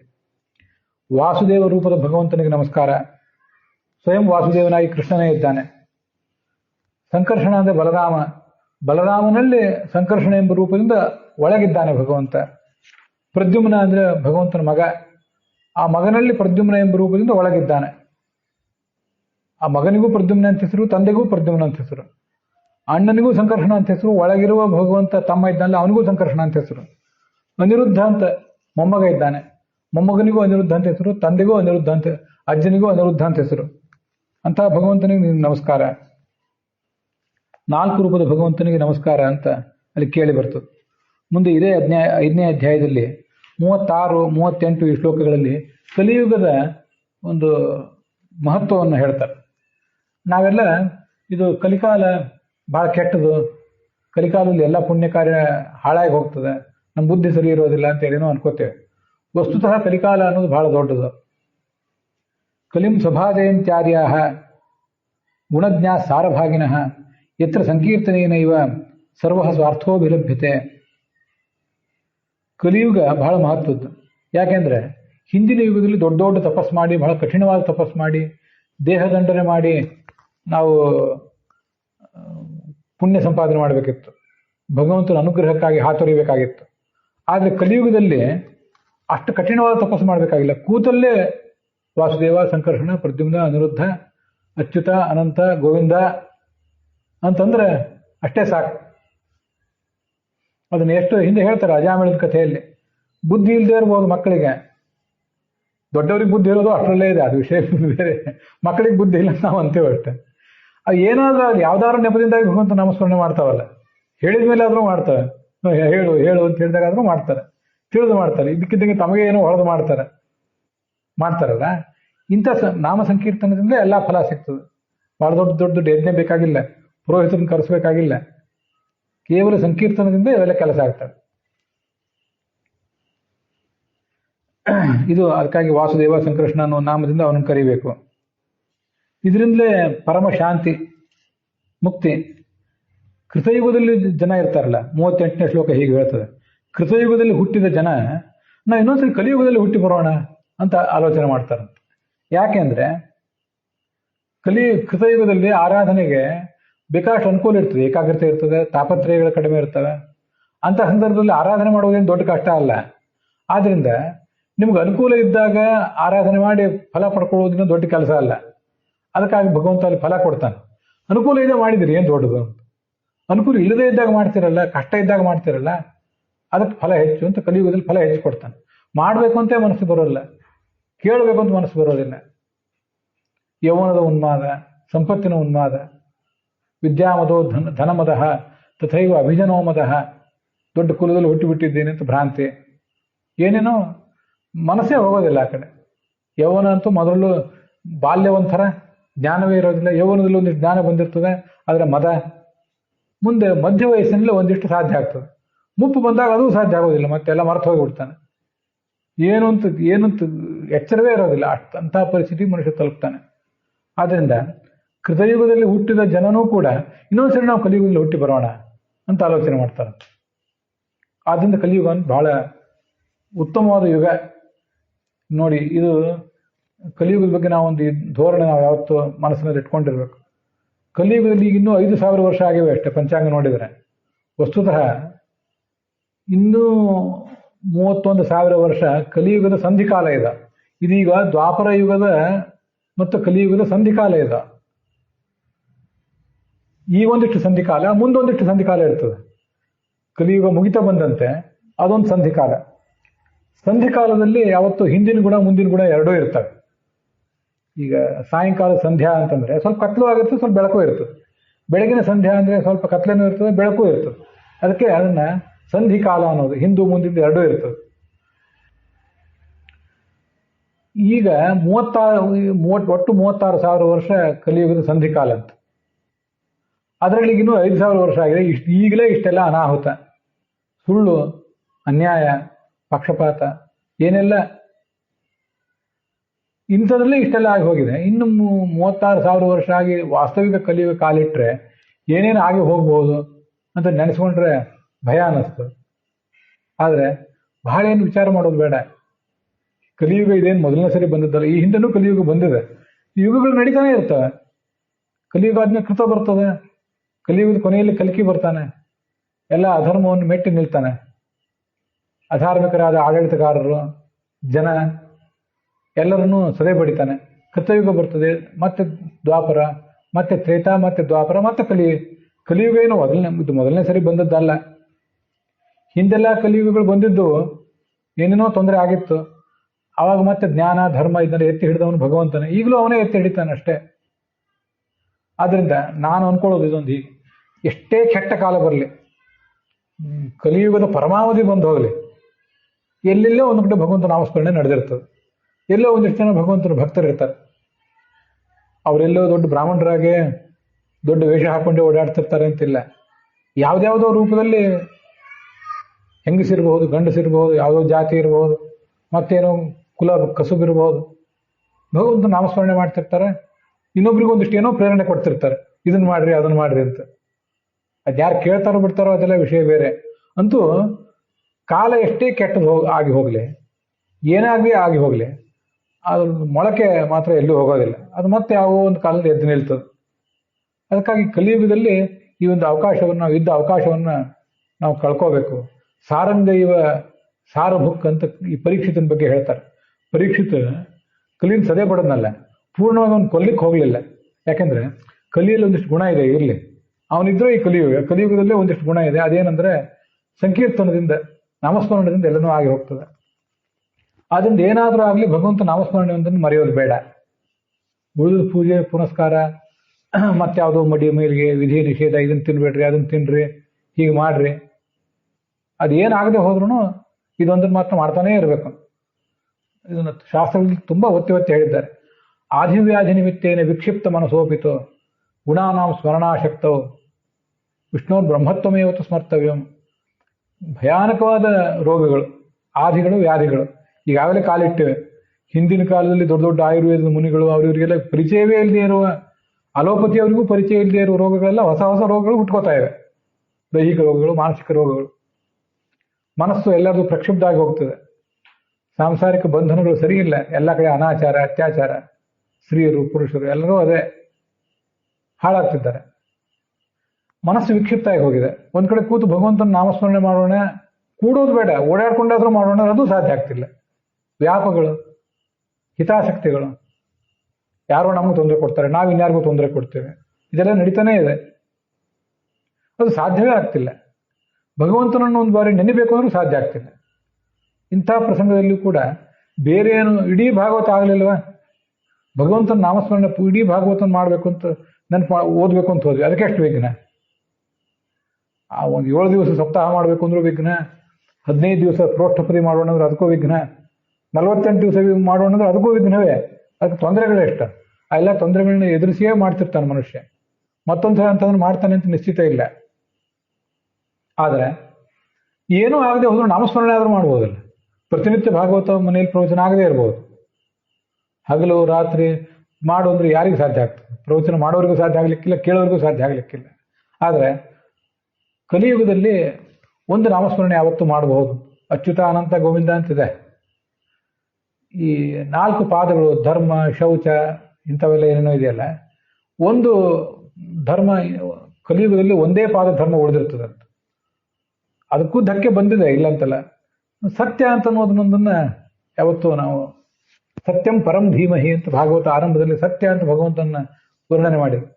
ಸತ್ಯವೊಂದು ನಮ್ಮಲ್ಲಿ ಯಾವತ್ತೂ ಉಳಿಲಿ. ಎಲ್ಲ ಭಾಗವತವನ್ನು ಹೆಸರೇ ಮರ್ತು ಹೋಗ್ಲಿ, ಮಹಾಭಾರತವನ್ನು ಹೆಸರೇ ಮರ್ತು ಹೋಗ್ಲಿ. ರಾಮಾಯಣ ಅಂದ್ರೆ ಏನ್ರಿ ಅದು? ರಾಮಾಯಣ ಯಾವ ಊರಿಂದದು, ಯಾವ ರಾಮ ಯಾವ ಸೀತೆ ಅನ್ನುವಷ್ಟು ಮೈ ಮರವು ಬಂದು ಹೋಗ್ಲಿ, ಬರ್ತದ ಹಾಗೆ ಮುಂದೆ. ನಾನು ಅನೇಕ ಜನರಿಗೆ ಹೇಳಿದ್ದೇನೆ, 2 ಹೊತ್ತು ಅಲ್ಲ 3 ಹೊತ್ತು ತಿಂದು ಉಂಡು ಅಷ್ಟು ಮಾಡಿದ್ರೂ ಶರೀರದ ಆರೋಗ್ಯ ಉಳಿತದ ನಿಶ್ಚಿತ ಇಲ್ಲ. ಅಷ್ಟು ಕಠಿಣ ಪರಿಸ್ಥಿತಿ ಬಂದ್ರು, ಹೀನ ಪರಿಸ್ಥಿತಿ ಬಂದ್ರು ನಾಮಸ್ಮರಣೆ ಮಾಡುವ ಅವಕಾಶ ಒಂದು ತಪ್ಪದೇ ಇದೆ. ಸತ್ಯ ಸತ್ಯ, ಭಗವಂತನೇ ಸತ್ಯ, ನಮ್ಮಲ್ಲಿ ಯಾವತ್ತೂ ಅಸತ್ಯ ಅವನು ಆಡಿಸದೇ ಇರಲಿ ಅಂತ ಆ ನಾಮಸ್ಮರಣೆ ಒಂದು ಅವಕಾಶ ಮಾತ್ರ ಯಾವತ್ತು ತಪ್ಪಿಸ್ಬೇಡ ಅಂತ ಭಗವಂತನ ಕೇಳಲಿಕ್ಕೆ ಸಾಧ್ಯ ಇದೆ. ಶಾಸ್ತ್ರಗಳು ಹಾಗೆ ಹೇಳ್ತವೆ. ಬೇರೆ ಏನಾದ್ರು ನೀವು ನೆನೆಯಲಿಕ್ಕೆ ಸಾಧ್ಯ ಆಗಲಿ ಬಿಡ್ಲಿ, ದೇವರು ದೊಡ್ಡವನು, ಬ್ರಹ್ಮ ಅಂದೇನು ದೊಡ್ಡವನು ಅಂತ ಅರ್ಥ, ಬೇರೆ ಏನಲ್ಲ. ಬೃಹತ್ ಅಂದ್ರೆ ದೊಡ್ಡದು ಅಂತ ಅರ್ಥ, ಬ್ರಹ್ಮ ಅಂದ್ರೂ ಅದೇ ಅರ್ಥ. ಭಗವಂತನನ್ನ ಬ್ರಹ್ಮ ಅಂತ ಧ್ಯಾನ ಮಾಡ್ರಿ ಸಾಕು. ದೇವರು ದೊಡ್ಡವನು, ದೇವರು ದೊಡ್ಡವನು, ದೇವ್ರು ದೊಡ್ಡವನಿದ್ದಾನೆ, ಎಲ್ಲ ನೋಡ್ಕೋತಾನೆ, ಇಷ್ಟನ್ರಿ. ಸಂಸ್ಕೃತ ಬರ್ಲಿಲ್ವಾ? ಕನ್ನಡದಲ್ಲಿ ಆದ್ರೂ ಅನ್ರಿ, ಬೇರೆ ಯಾವ ಭಾಷೆಯಲ್ಲಿ ಆದ್ರೂ ಅನ್ರಿ, ದೇವ್ರು ದೊಡ್ಡವನು ಅಂತ ಅನ್ರಿ. ಅದು ಎಲ್ಲ ದೇವ್ರು ದೊಡ್ಡವನು ಅನ್ನೋ ಮಾತು ಪ್ರಾಯ ಈ ಮಾತನ್ನು ಯಾರು ವಿರೋಧಿಸಿರೋದಿಲ್ಲ. ಉಳಿದೆಷ್ಟೇನಾರ ನಿಮ್ಮ ಗ್ರಂಥ ಯಾವುದು, ನಮ್ಮ ಗ್ರಂಥ ಯಾವುದು, ನಿಮ್ಮ ಆಚಾರ್ಯ ಯಾರು, ನಮ್ಮ ಪ್ರವಾದಿ ಯಾರು, ಭಿನ್ನಾಭಿಪ್ರಾಯ ಬರ್ಬೋದು. ದೇವ್ರು ದೊಡ್ಡವನು ಅಂತ ಒಂದ್ಸರಿ ಕೂತ್ಕೊಂಡು ಒಂದು ಎತ್ತರವಾದ ವೇದಿಕೆಯಲ್ಲಿ ಹೇಳಿದ್ರೆ ಪ್ರಾಯ ಯಾವ ಮತಕ್ಕೂ, ಯಾವ ಪಂಥಕ್ಕೂ, ಯಾವ ಧರ್ಮಕ್ಕೂ, ಯಾವ ಜಾತಿಗೂ ದೇವ್ರು ದೊಡ್ಡವನು ಅಲ್ಲ ಅಂತ ಹೇಳೋರು ಯಾರು ಇರ್ಲಿಕ್ಕಿಲ್ಲ. ನಾಸ್ತಿಕರಾದ್ರೆ ಅದು ವಿಷಯ ಬೇರೆ. ದೇವ್ರನ್ನ ನಂಬದೇ ಇದ್ದವರಾದ್ರೆ ಎಲ್ಲಿ ದೇವ್ರು ಬಿಡ್ರಿ. ಆಸ್ತಿಕರಾದರೆ ಎಲ್ಲ ಪಂಥ ಮತ ಎಲ್ಲ ಅದನ್ನೆಲ್ಲ ಅದರ ವ್ಯತ್ಯಾಸಗಳನ್ನೆಲ್ಲ ಗಾಳಿಗೆ ತೂರಿಯೋ ಒಂದೇ ಒಂದು ಗಟ್ಟಿಯಾಗಿ ಅಂಟ್ಕೋಬಹುದು ಅಂದ್ರೆ ದೇವರು ದೊಡ್ಡವನು ಅನ್ನೋದಕ್ಕೆ ನಾವು ಅಂಟ್ಕೋಬಹುದು. ಅದು ಕಲಿಯುಗದಲ್ಲಿ ಸಾಧ್ಯ ಇದೆ. ಅದಕ್ಕಾಗಿ ಅದನ್ನ ಮರಿಬಾರದು. ಅದೊಂದು ಆಗಿಬಿಟ್ರೆ ಭಗವಂತ ನಮ್ಮನ್ನು ಕಾಪಾಡ್ತಾನೆ ಮುಂದೆ. ಇದು ಈಗ 36 ಮತ್ತು 38ನೇ ಅಧ್ಯಾಯಗಳಲ್ಲಿ ಈ ವಿಷಯ ಕಂಡು ಬರ್ತದೆ. ಅಂತೂ ಭಗವಂತನನ್ನ ಯಾವ ದೃಷ್ಟಿಯಿಂದಾದರೂ ಆರಾಧನೆ ಮಾಡ್ತಾ ಮುಂದುವರಿತಿರ್ಬೇಕು, ಅದನ್ನ ಮರೆಯುವಂತಿಲ್ಲ. ಇಲ್ಲಿ ಹೀಗೆ ಚಮಸ ಮುನಿಗಳು, ಕರಭಾಜನ ಮುನಿಗಳು ಅಂತ ಹೀಗೆಲ್ಲ ವರ್ಣನೆ ಮಾಡಿದರು. ಇದಾದ್ಮೇಲೆ ಮುಂದೆ ಈ 90ನೇ ಪುಟದ 6ನೇ ಅಧ್ಯಾಯದಲ್ಲಿ ಈ ಕಥೆ ಬರ್ತದೆ. ನಾರದರು ವಸುದೇವನಿಗೆ ಎಲ್ಲ ಥರದ ಉಪದೇಶ ಮಾಡಿದರು. ಇದು 6ನೇ ಅಧ್ಯಾಯದ ಆರಂಭ. ಮುಂದೆ ಅವ್ರು ಹೊರಟೋದು ಏನೇನೋ ಕಥೆಗಳನ್ನ ಹೇಳಿದರು. 9 ದಿನ ಎಲ್ಲ ಮುನಿಗಳು ಉಪದೇಶ ಮಾಡಿದ ಕಥೆ ಅದೆಲ್ಲ ಹೇಳಿದರು. ಮುಂದೆ ನಾರದರು ಹೊರಟೋದ್ಮೇಲೆ ಒಂದು ದಿವಸ ಬ್ರಹ್ಮ ಸನಕಾದಿ ಮುನಿಗಳು ಎಲ್ಲರನ್ನೂ ಕರ್ಕೊಂಡು ಕೃಷ್ಣನ ದರ್ಶನಕ್ಕಾಗಿ ದ್ವಾರಕೆಗೆ ಬಂದರು. ಅಲ್ಲಿ ರುದ್ರದೇವ ಬಂದ, ಭೂತಗಣಗಳ ಜೊತೆಗೆ ಇಂದ್ರ ಬಂದ, ಅಶ್ವಿನಿ ದೇವತೆಗಳಿದ್ರು, ಬೃಹಸ್ಪತಿ ಇದ್ದ, ಎಲ್ಲರೂ ದ್ವಾರಕೆಗೆ ಬಂದರು. ಕೃಷ್ಣನ ನೋಡ್ಲಿಕ್ಕೆ ಬಂದರು. ಯಾಕಂದ್ರೆ ಕೃಷ್ಣ ಇಡೀ ಜಗತ್ತಿನ ಕೇಂದ್ರ ಬಿಂದುವಾಗಿದ್ದ, ಕಂಗೊಳಿಸ್ತಾ ಇದ್ದ. ಕೃಷ್ಣ ಅವರೆಲ್ಲರಿಗೂ ದರ್ಶನ ಕೊಟ್ಟ. ಇವರು ಅವನು ನೋಡಿ ನೋಡಿ ಎಷ್ಟಾದ್ರೂ ತೃಪ್ತಿ ಆಗಲಿಲ್ಲ. ಮುಂದೆ ಅವನು ಸ್ತೋತ್ರ ಮಾಡಿದರು. ನತಾಸ್ಮತೆ ನಾಥ ಪದಾರವಿಂದಂ, ನಿನ್ನ ಪಾದಕಮಲಗಳಿಗೆ ನಮಸ್ಕಾರ ಅಂತ ಅವನನ್ನ ಪ್ರಾರ್ಥನೆ ಮಾಡಿದರು. ಚಾನ್ನ ಸ್ತವಾಂಗಿ ಅಶುಭಾಶಯ ಧೂಮಕೇತು, ತುಂಬ ನನಗೆ ಮನಸ್ಸಿನಲ್ಲಿ ನಿಂತಹ ಒಂದು ಶ್ಲೋಕ ಇದು. ಕ್ಷೇಮಾಯನೋ ಹೃದಯ ಕ್ಷೇಮಾಯನೋ ಮುನಿಭಿರಾರ್ದ್ರ ಹೃದಯ ಊಹ್ಯಮಾನ ಯಸ್ ಸಾತ್ವಿಕೈ ಸಮವಿಭೂತಿಭಿರಾತ್ಮವಿದ್ಭಿ ವ್ಯೂಹ್ಯಾರ್ಚಿತಃ ಸವನಶಃ ಸಮವಿಕ್ರಮೈಶ್ಚ. ಭಗವಂತನೇ, ನಿನ್ನ ಪಾದಕಮಲ ಒಂದು ಏನಿದೆ ಅದು ನನ್ನ ಎಲ್ಲ ದುರಭಿಪ್ರಾಯಗಳಿಗೆ, ದುಷ್ಟ ವಾಸನೆಗಳಿಗೆ, ಏನೇನೋ ಕೆಟ್ಟ ಕೆಟ್ಟ ಆಲೋಚನೆಗಳೆಲ್ಲ ತಲೆ ತುಂಬಿಕೊಂಡಿದ್ದೇವೆ ನಾವು. ಇದಕ್ಕೆಲ್ಲದಕ್ಕೂ ಧೂಮಕೇತುವಿನಂತೆ ನಿನ್ನ ಪಾದ ಕೆಲಸ ಮಾಡಲಿ ಅಂತ. ಧೂಮಕೇತು ಅಂದ್ರೆ ಎಲ್ಲಾರು ಬಂದು ಧೂಮಕೇತು ಅಪ್ಪಳಿಸಿದ್ರೆ ಅಲ್ಲಿದ್ದೆಲ್ಲ ಸುಟ್ಟು ಬೂದಿಯಾಗಿ ಹೋಗ್ತದೆ, ದೊಡ್ಡ ಕಂದರ ಆಗಿಬಿಡ್ತದೆ ಅಲ್ಲಿ. ಇದಕ್ಕೆ ಧೂಮಕೇತು ಅಂತಿರ್ತಾರೆ, ಎಲ್ಲರಿಗೂ ಗೊತ್ತಿದೆ ಅದು. ನಿನ್ನ ಪಾದ ಕಮಲ ಅನ್ನೋದೊಂದು ಧೂಮಕೇತುವಿನಂತೆ ಮೇಲಿಂದ ಬಂದು ನನ್ನ ಮೇಲೆ ಎರಗಲಿ. ಏನ್ ಮಾಡ್ಬೇಕು ಅಂದ್ರೆ, ನನ್ನ ಅಶುಭಾಶಯ, ನಾವು ಜನರಿಗೆ ಶುಭಾಶಯಗಳನ್ನು ಹೇಳ್ತಿರ್ತೇವೆ, ಹುಟ್ಟಿದ ಹಬ್ಬ ಮತ್ತೆ ಅದು ಹಬ್ಬ ಇತ್ಯಾದಿ ಬಂದ್ರೆ, ಅಲ್ಲಿ ಶುಭಾಶಯಗಳನ್ನು ನಾವೇನೋ ಹೇಳ್ತೇವೆ, ಆದರೆ ವಸ್ತುತಃ ಅನೇಕ ಅಶುಭಾಶಯಗಳು, ಕಲ್ಯಾಣಕರ ಅಲ್ಲದೇ ಇರುವಂತಹ ಆಲೋಚನೆಗಳು ನಮ್ಮ ಮನಸ್ಸಿಗೆ ತುಂಬಿಕೊಂಡಿವೆ, ನಮ್ಮ ಬಗ್ಗೆ ಮತ್ತು ಇನ್ನೊಬ್ಬರ ಬಗ್ಗೆನೂ ಕೂಡ. ಯಾರ್ಯಾರ ಬಗ್ಗೆ ಕೆಟ್ಟ ಆಲೋಚನೆಗಳು ನಮ್ಮದು, ಇದನ್ನೆಲ್ಲ ನಮಗೆ ಮೀರ್ಲಿಕ್ಕೆ ಸಾಧ್ಯ ಆಗ್ತಿಲ್ಲ. ಇಷ್ಟರ ಮೇಲೆ ಇನ್ಯಾರ್ಯಾರೋ ಕೆಲವರು ನಮ್ಮ ಬಗ್ಗೆ ಕೆಟ್ಟ ಆಲೋಚನೆಗಳು ತುಂಬಿಕೊಂಡಿದ್ದಾರೆ. ನಿಮಗೆ ಇದನ್ನೆಲ್ಲ ಕೇವಲ ಕನ್ನಡದ ಅನುವಾದ ನೋಡಿದ್ರೆ ಸಾಕಾಗೋದಿಲ್ಲ. ಈ ಶ್ಲೋಕ ಹೇಳಿ ಹೇಳಿ ಹೇಳಿ ಬೇರೆ ಬೇರೆ ಆಯಾಮದಿಂದ ನಾನು ಅರ್ಥ ಮಾಡ್ಕೊಂಡಿದ್ದೇನೆ. ಇನ್ನೊಬ್ಬರ ಬಗ್ಗೆ ನಾವು ಕೆಟ್ಟ ಆಲೋಚನೆ ಮಾಡಿದ್ದೀವಿ, ನಮ್ಮ ಬಗ್ಗೆ ನಾವು ಒಳ್ಳೆ ಆಲೋಚನೆ ಮಾಡ್ಬೇಕು ಅಂತ ಮಾಡಿದ್ದೀವಿ, ಕೆಟ್ಟ ಆಲೋಚನೆಗಳನ್ನೇ ಮಾಡಿದ್ದೀವಿ. ಅಷ್ಟು ಸಂಪಾದನೆ ಮಾಡ್ತೀನಿ, ಹೀಗೆ ಮಾಡ್ತೇನೆ, ಇಷ್ಟು ಸುಖ ಪಡ್ತೇನೆ ಅಂತೆಲ್ಲ ಏನೇನಿದೆ ಒಳ್ಳೆ ಆಲೋಚನೆ ಇದೆಲ್ಲ ಬೇಕು ಅಂತ ತುಂಬಿಕೊಂಡಿದ್ದಾನೆ. ವಸ್ತುತಃ ಕೆಟ್ಟ ಆಲೋಚನೆಗಳಿವೆಲ್ಲ. ಭಗವಂತನ ಬಗ್ಗೆ ಆಲೋಚನೆ ಮಾಡಿದ್ರೆ ಅದು ಶುಭಾಶಯ. ಅದು ಬಿಟ್ಟು ಇನ್ನು ಏನು ಆಲೋಚನೆ ಮಾಡಿದ್ರು ಅದೆಲ್ಲ ಅಶುಭಾಶಯವೇ. ನನ್ನ ಬಗ್ಗೆನೇ ನಾನು ಕೆಟ್ಟ ಆಲೋಚನೆಗಳು. ಇನ್ನೊಬ್ಬರ ಬಗ್ಗೆ ಅವ್ರನ್ನ ಬಿಡಬಾರ್ದು, ಅವ್ರನ್ನ ಸದೆ ಬಡಿಬೇಕು, ನನ್ನ ಪಾಲ್ ನಾನು ಬಿಡಬಾರ್ದು, ನಂದು ನಾನು ನೋಡ್ಕೋಬೇಕು, ಕಲಿಯುಗದಲ್ಲಿ ಹಿಂಗೆ ಸುಮ್ಮನೆ ಕೂತ್ರು ಉಪಯೋಗ ಇಲ್ಲ. ಅಶುಭಾಶಯಗಳು. ಇನ್ನೊಬ್ಬರು ನಮ್ಮ ಬಗ್ಗೆ ಅಶುಭಾಶಯಗಳನ್ನ ಕಲಿಸ್ತಾರೆ, ಇದೆಲ್ಲ ಬಹಳ ಕಷ್ಟ. ಅಶುಭಾಶಯಗಳನ್ನೇ ತಲೆಯಲ್ಲಿ ತುಂಬ್ತಾರೆ. ಮೊದಲೇ ನಮ್ಮ ಬುದ್ಧಿ ಕೆಟ್ಟದು ಅಂತಾದ್ರಲ್ಲಿ ನಾವು ದುರ್ಬುದ್ಧಿಗಳನ್ನು ತುಂಬಿ ಮತ್ತಷ್ಟು ಸಂಪತ್ತಿನ ಬಗ್ಗೆ, ಐಹಿಕ ಅಧಿಕಾರಗಳ ಬಗ್ಗೆ ನಾವು ಹಾತೊರೆಯುವಂತೆ ಮಾಡ್ತಾರೆ. ಇನ್ಯಾರೋ ನಮ್ದನ್ನು ಕಿತ್ಕೊಳ್ಬೇಕು ಅಂತ ಪ್ರಯತ್ನ ಪಡ್ತಾರೆ. ಅಲ್ಲೆಲ್ಲೋ ಕೂತು ನಮಗೆ ಅಶುಭಾಶಯಗಳನ್ನೇ ಅವ್ರು ಕಳಿಸ್ತಾ ಇರ್ತಾರೆ, ಅಂಥ ಮೆಸೇಜ್ಗಳನ್ನೇ ಕಳಿಸ್ತಿರ್ತಾರೆ. ಕೆಟ್ಟ ಆಲೋಚನೆಗಳನ್ನು ಅವ್ರು ಮಾಡ್ತಿರ್ತಾರೆ. ಇನ್ನೊಬ್ಬರಿಗೆ ಕೆಟ್ಟ ಆಲೋಚನೆ ನಾವು ಮಾಡ್ತೀವಿ. ನಮ್ಮ ಬಗ್ಗೆ ಒಳ್ಳೆ ಆಲೋಚನೆ ಮಾಡಬೇಕು ಅಂತ ಅನ್ಕೋತೀವಿ, ಒಳ್ಳೆ ಆಲೋಚನೆ ಬರೋದೇ ಇಲ್ಲ, ಕೆಟ್ಟ ಆಲೋಚನೆಗಳೇ ಬರ್ತಿರ್ತವೆ. ಇದು ಅಶುಭಾಶಯಗಳು ಅಂದ್ರೆ. ಇದು ಇಷ್ಟು ವ್ಯಾಪಕವಾದ ಅರ್ಥ ಇದೆ ಆ ಮಾತಿಗೆ. ಭಗವಂತನೇ ನಿನ್ನ ಪಾದಕಮಲ ಅಂತ ಏನಾದ್ರು ನಮಗೆ ಕೆಳಗೆ ಯಾವುದೋ ಹಾವು ಚೇಳು ಇಂಥದ್ದು ಏನೋ ಸಿಕ್ಕರೆ ಕಾಲಿನಿಂದ ಹೊಸಗೆ ಹಾಕಿದ್ರೆ ನಾಶ ಮಾಡಿಬಿಡ್ತೇವೆ ನಾವು, ಬಿಡಬಾರ್ದು ಅದನ್ನಂತ ಹೇಳಿ. ಆ ಥರ ಭಗವಂತ ನಿನ್ನ ಪಾದ ಏನಿದೆ ನನ್ನ ಈ ಮನಸ್ಸಿನ ಮೇಲೆ ಅದು ಬಂದು ಎರಗಿ ಜೋರಾಗಿ ಬಂದು ತುಳಿಲಿ, ತುಳಿದು ಅದನ್ನೆಲ್ಲ ನಾಶ ಮಾಡಿ. ಏನು ಬೆನ್ನಿಗೆ ತುಂಬ ನೋವಾಗಿದ್ರೆ ಪಾದದಿಂದ ಮಸಾಜ್ ಮಾಡಿಸ್ಕೊತಿರ್ತಾರೆ. ಆ ಥರ ನಮ್ಮ ಇಡೀ ದೇಹ ಮನಸ್ಸು ನಮ್ಮ ವ್ಯಕ್ತಿತ್ವದ ಮೇಲೆ ಭಗವಂತನ ಪಾದ ಕಾಳಿಂಗನ ತಲೆ ಮೇಲೆ ನಿಂತು ನರ್ತನ ಮಾಡಿದಂತೆ ಅದೆಲ್ಲ ಒಳಗಿನ ಸಂಕೇತ ಅದು. ಆ ಥರ ನರ್ತನ ಮಾಡಿ ಮಾಡಿ ನಮ್ಮನ್ನು ಸದೆ ಬಡೀಲಿ. ಆಗ ಒಂದು ಹದಕ್ಕೆ ಬರ್ತದೆ ಈ ವ್ಯಕ್ತಿತ್ವ. ಇಲ್ಲದೆ ಹೋದರೆ ತಿಂದು ಕೊಬ್ಬಿ ಭೋಗವನ್ನು ಅನುಭವಿಸಿ ಕೊಬ್ಬಿ ಕೊಬ್ಬಿ ಇದು ಹತೋಟಿಗೆ ಸಿಗೋದಿಲ್ಲ. ಹೀಗೆ ನಿನ್ನ ಪಾದಕಮಲ ಅನ್ನೋದು ನಮ್ಮ ಎಲ್ಲ ಕೆಟ್ಟ ಆಲೋಚನೆಗಳಿಗೆ, ನಾವು ಇನ್ನೊಬ್ಬರ ಬಗ್ಗೆ ಮಾಡಿದ ಕೆಟ್ಟ ಆಲೋಚನೆ, ನಮ್ಮ ಬಗ್ಗೆ ಮಾಡಿದವರು ಇನ್ನೊಬ್ರು ಮಾಡಿದ ಕೆಟ್ಟ ಆಲೋಚನೆಗಳು, ನಮ್ಮ ಬಗ್ಗೆ ನಾವೇ ಆತ್ಮಘಾತಕವಾದ ಆಲೋಚನೆಗಳು, ಅವನ್ನೆಲ್ಲ ಆ ಭಗವಂತನ ಪಾದಕಮಲ ಅಂತ ಅನ್ನೋದು ನಾಶ ಮಾಡಲಿ. ಇದೊಂದು ಅದ್ಭುತವಾದ ಶ್ಲೋಕ. ಹೀಗೆಲ್ಲ ಅವರು ಪ್ರಾರ್ಥನೆ ಮಾಡಿದರು. ಮುಂದೆ ಬ್ರಹ್ಮ ಹೇಳಿದ್ನಂತೆ ಆ 21ನೇ ಶ್ಲೋಕದಲ್ಲಿ, ಭೂಮೇರ್ ಭಾರಾವತಾರಾಯ. ಹಿಂದೆ ನಾವೇನೇನು ಪ್ರಾರ್ಥನೆ ಮಾಡಿದ್ವಿ, ಭೂಭಾರ ಹರಣಕ್ಕಾಗಿ ಬಾ ಅಂತೇಳಿ. ಈಗ ಅದು ಮುಗಿದಿದೆ, ಅದರಂತೆ ಎಲ್ಲ ಕೆಲಸ ನೀನು ಮಾಡಿಕೊಟ್ಟಿದ್ದಿ, ನಿನ್ನ ಕೀರ್ತಿ ಎಲ್ಲ ಕಡೆ ಹರಡಿದೆ, ಯದುವಂಶದಲ್ಲಿ ಹುಟ್ಟಿ ಏನೇನೋ ಲೀಲೆಗಳನ್ನು ತೋರಿಸಿದೆ.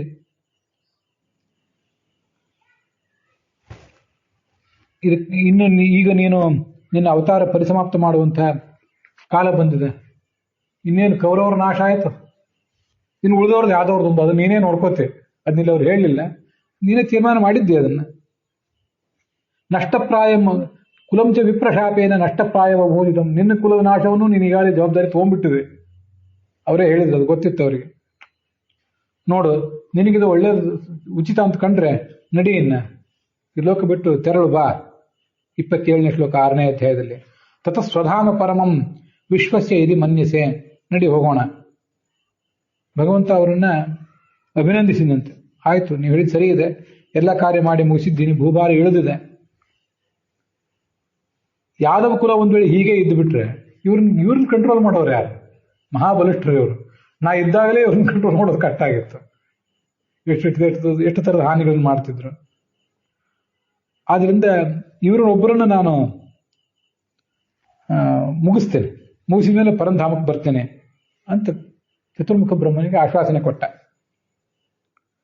ಅವರೆಲ್ಲ ಹೋದ ಮೇಲೆ ದ್ವಾರಕೆಯಲ್ಲಿ ಮಹಾ ಉತ್ಪಾತಗಳು ಕಂಡು ಬಂದು, ಏನೋ ಅಪಶಕುನ. ಆಗ ಭಗವಂತ ಹೇಳಿದ, ನೋಡಿ ಇದೆಲ್ಲ ಮುನಿಗಳ ಶಾಪದಿಂದ ಹೀಗಾಗಿದೆ, ನಡಿ ನಾವೆಲ್ಲ ಹೋಗೋಣ, ಪ್ರಭಾಸ ಕ್ಷೇತ್ರಕ್ಕೆ ಹೋಗೋಣ ಅಂತ ಅವ್ರನ್ನೆಲ್ಲ ಕರ್ಕೊಂಡು ಹೊರಟ.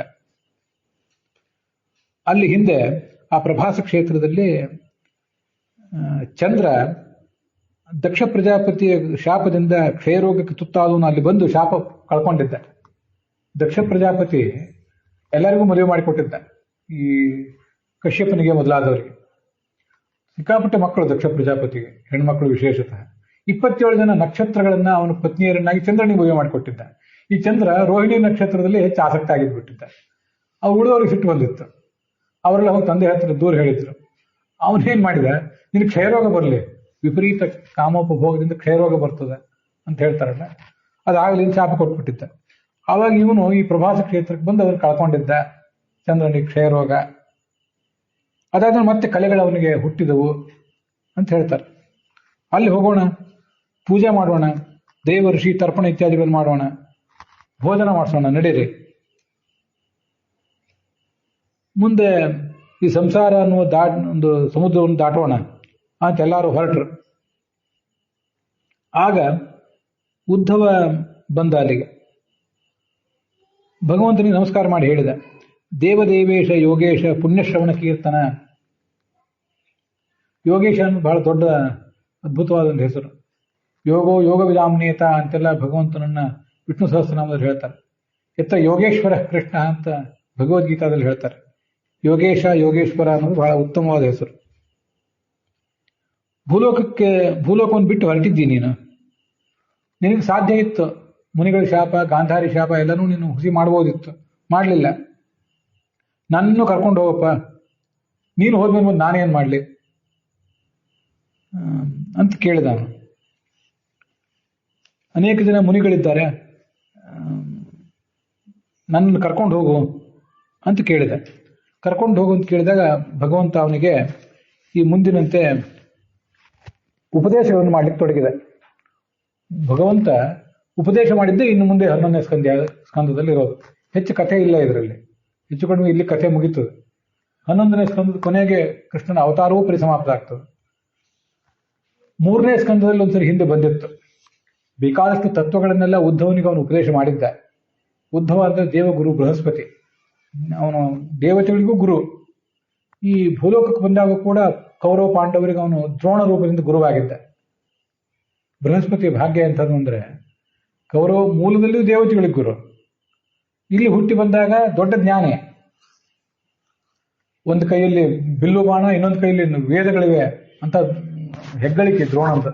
ಎಲ್ಲ ಅವತ್ತಿನ ರಾಜಕುಮಾರೆಲ್ಲ ಅವನ ಶಿಷ್ಯರೇ, ಕೌರವ ಪಾಂಡವರು ಎಲ್ಲರೂ ಅವನ ಶಿಷ್ಯರೇ. ಈ ಧೃಷ್ಟದ್ಯುಮ್ನ ಅವನನ್ನು ಕೊನೆಗೆ ಕೊಂದವನು, ಅವನು ದ್ರೋಣನ ಶಿಷ್ಯನೇ. ಅಷ್ಟು ದೊಡ್ಡ ವಿದ್ವಾಂಸ ಅವನು. ಅಂಥವನು ಒಂದು ಕಡೆ ಆ ಕಡೆ ರೂಪದಿಂದ ಮಾಡಿದ. ಇನ್ನೊಂದು ಕಡೆ ಉದ್ಧವ, ಅವನು ಬೃಹಸ್ಪತಿ.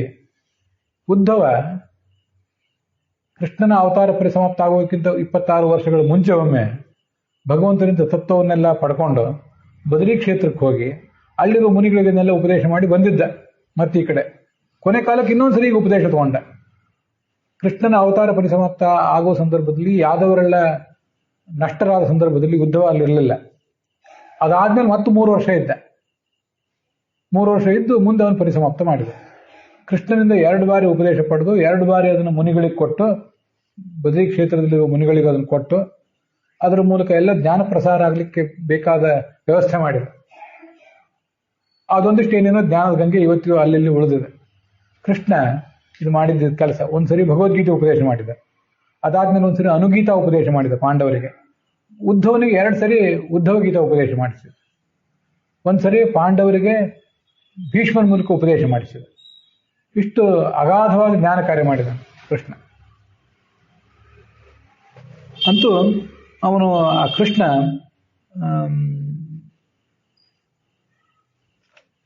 ಅವನಿಗೆ ಜ್ಞಾನವನ್ನ ಕೊಡ್ಲಿಕ್ಕೆ ತೊಡಗಿದ. ಅದು ಈ ಅಧ್ಯಾಯದಲ್ಲಿ ಕಾಣಿಸ್ತದೆ. ಉದ್ಧವ, ನೀನು ಹೇಳಿದ ಸರಿ ಇದೆ, ನಾನು ಈ ಭೂಲೋಕವನ್ನು ಬಿಟ್ಟು ಹೊರಡಬೇಕಾಗಿದೆ. ನೀನೊಬ್ಬ ಮಾತ್ರ ಎಲ್ಲರ ಸ್ನೇಹ ಇತ್ಯಾದಿಗಳನ್ನ ಬದಿಗಿಡು.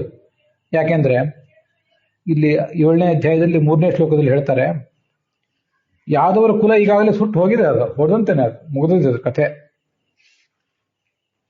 ನಾನು ಪರಂಧಾಮಕ್ಕೆ ಹೋದ ಬಳಿಕ 7ನೇ ದಿವಸದಲ್ಲಿ ದ್ವಾರಕೆ ಸಮುದ್ರವನ್ನು ನಾಶ ಮಾಡಿಬಿಡ್ತದೆ. ಈಗ ಯಾವುದೋ ಬೇಟ್ ದ್ವಾರಕ ಅಂತ ಸುಮ್ಮನೆ ಒಂದು ದ್ವಾರಕ ಇದೆ ಅಷ್ಟೇ, ದ್ವಾರಕೆ ಅವಶೇಷ ಮಾತ್ರ ಇದೆ. ಮೂಲ ದ್ವಾರಕ ಎಲ್ಲ ಒಳಗೆ ನೀರಿನಲ್ಲಿ ಮುಳುಗಿ ಹೋಗಿದೆ. ನಾನು ಭೂಲೋಕಕ್ಕೆ ಬಿಟ್ಟು ಹೋದ್ನಂದ್ರೆ ಕಲಿಪುರುಷ ಎಲ್ಲ ಕಡೆ ಆಕ್ರಮಣ ಮಾಡ್ತಾನೆ. ಕಲಿನಾಭಿ ನಿರಾಕೃತಃ. ವಸ್ತುತಃ ಕಲಿಯುಗ ಪ್ರಾರಂಭ ಆದ್ಮೇಲೆ 36 ವರ್ಷ ಕೃಷ್ಣ ಇದ್ದ. ಯಾಕೆಂದ್ರೆ ಈ ದುರ್ಯೋಧನ ತೊಡೆ ಮುರಿದು ಬಿದ್ನಲ್ಲ, ಆವಾಗಲೇ ಕಲಿ ಎಂಥ ವಿಚಿತ್ರ. ಅದು ನಂಗೆ ತುಂಬಾ ಆಶ್ಚರ್ಯ ಅನಿಸೋದು. ಸ್ವಯಂ ದುರ್ಯೋಧನನೇ ಕಲಿ, ಅವನು ತೊಡೆ ಮುರಿದು ಬಿದ್ದ ಒಂದ್ ಕಡೆ, ಆದ್ರೆ ಕಲಿಯುಗ ಅವಾಗ ಪ್ರಾರಂಭ ಆಯ್ತು. ಅಲ್ಲಿ ಬಿದ್ದ ಹೌದು, ಆದ್ರೆ ನಮ್ಮ ಮನಸ್ಸಿನೊಳಗೆ ಅವನು ಎದ್ದ.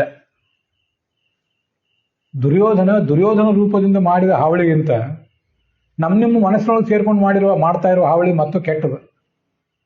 ಅವಾಗ ದುರ್ಯೋಧನ ಅವಾಗ ಧೃತರಾಷ್ಟ್ರನಿಗೆ ಮಗ ಆಗಿ ಒಬ್ಬನೇ ಇದ್ದ, ಅವನಿಗೆ 100 ಜನ ಸಹೋದರರು. ಇವತ್ತು ಎಲ್ಲರ ಮನಸ್ಸಿನಲ್ಲೂ ಎಲ್ಲರ ಮನೆಯಲ್ಲೂ ಕಲಿ, ಎಲ್ಲಿ ಹೋದ್ರು ಜಗಳ, ದುರಾಸೆ. ಇದು ತುಂಬಾ ಆಶ್ಚರ್ಯಕರವಾದ ಸಂಗತಿ ನನಗನ್ಸೋದು. ಆದ್ರಿಂದ ಅವನು ಬಿದ್ದ ಅಂತ ನಾವು ಬಿದ್ದ ಇನ್ನು ನಾವು ಸುರಕ್ಷಿತರು ಅಂತ ಆಲೋಚನೆ ಮಾಡೋಂಗಿಲ್ಲ. ಅಲ್ಲಿ ಬಿದ್ದ, ಇಲ್ಲಿ ಎದ್ದ, ಕಲಿಯುಗ ಪ್ರಾರಂಭ ಆಯ್ತು. ಅದರಲ್ಲೂ 36 ವರ್ಷ ಒಂದು ಸ್ವಲ್ಪ ಸಹ್ಯ ಆಗಿತ್ತು, ಯಾಕಂದ್ರೆ ಕೃಷ್ಣ ಇದ್ದ. ಇನ್ನು ಅವನು ಹೋದ್ಮೇಲೆ, ಪಾಂಡವರು ಹೋದ್ಮೇಲೆ ಅದು ಮುಂದೆ ಗುಣಮಟ್ಟ ಕಡಿಮೆ ಆಗ್ತಾ ಬರ್ತದೆ. ಪಾಂಡವರ ಮೊಮ್ಮಗ ಇದ್ದ, ನಂತರ ಅದು ಮುಂದುವರಿಯುತ್ತೆ. ಅಷ್ಟಾದ್ರೂ ಗುಣಮಟ್ಟ ಕಡಿಮೆ ಆಗ್ತಾ ಬರ್ತದೆ. 1000 ವರ್ಷ ಕಾಲ ಮುಂದೂ 1000 ವರ್ಷ ಕಾಲ ಪಾಂಡವರ ಸಂತಾನ ಮುಂದುವರಿತು. ಆದರೆ ಆ ಜ್ಞಾನ, ಭಕ್ತಿ, ವೈರಾಗ್ಯಗಳ ಸತ್ಯದ ಗುಣಮಟ್ಟ ಕಡಿಮೆ ಆಗ್ತಾ ಬರ್ತದೆ. ಕಾಲ ಇನ್ನೂ ಮುಂದೆ ಹೋದಂತೆ ಈಗ ಮತ್ತಷ್ಟು ಹಾನಿಯಾಗಿರೋದನ್ನು ನಾವು ನೋಡ್ತಾ ಇದ್ದೇವೆ. ಜನ ಅಧರ್ಮಾಚರಣೆಯಲ್ಲಿ ತೊಡಗ್ತಾರೆ. ನೀನು ಯಾರಲ್ಲೂ ದ್ವೇಷ ಮಾಡಬೇಡ, ಸ್ನೇಹನೂ ಮಾಡಬೇಡ, ಎಲ್ಲ ಕಡೆ ಸಂಚಾರ ಮಾಡ್ತಿರೋ.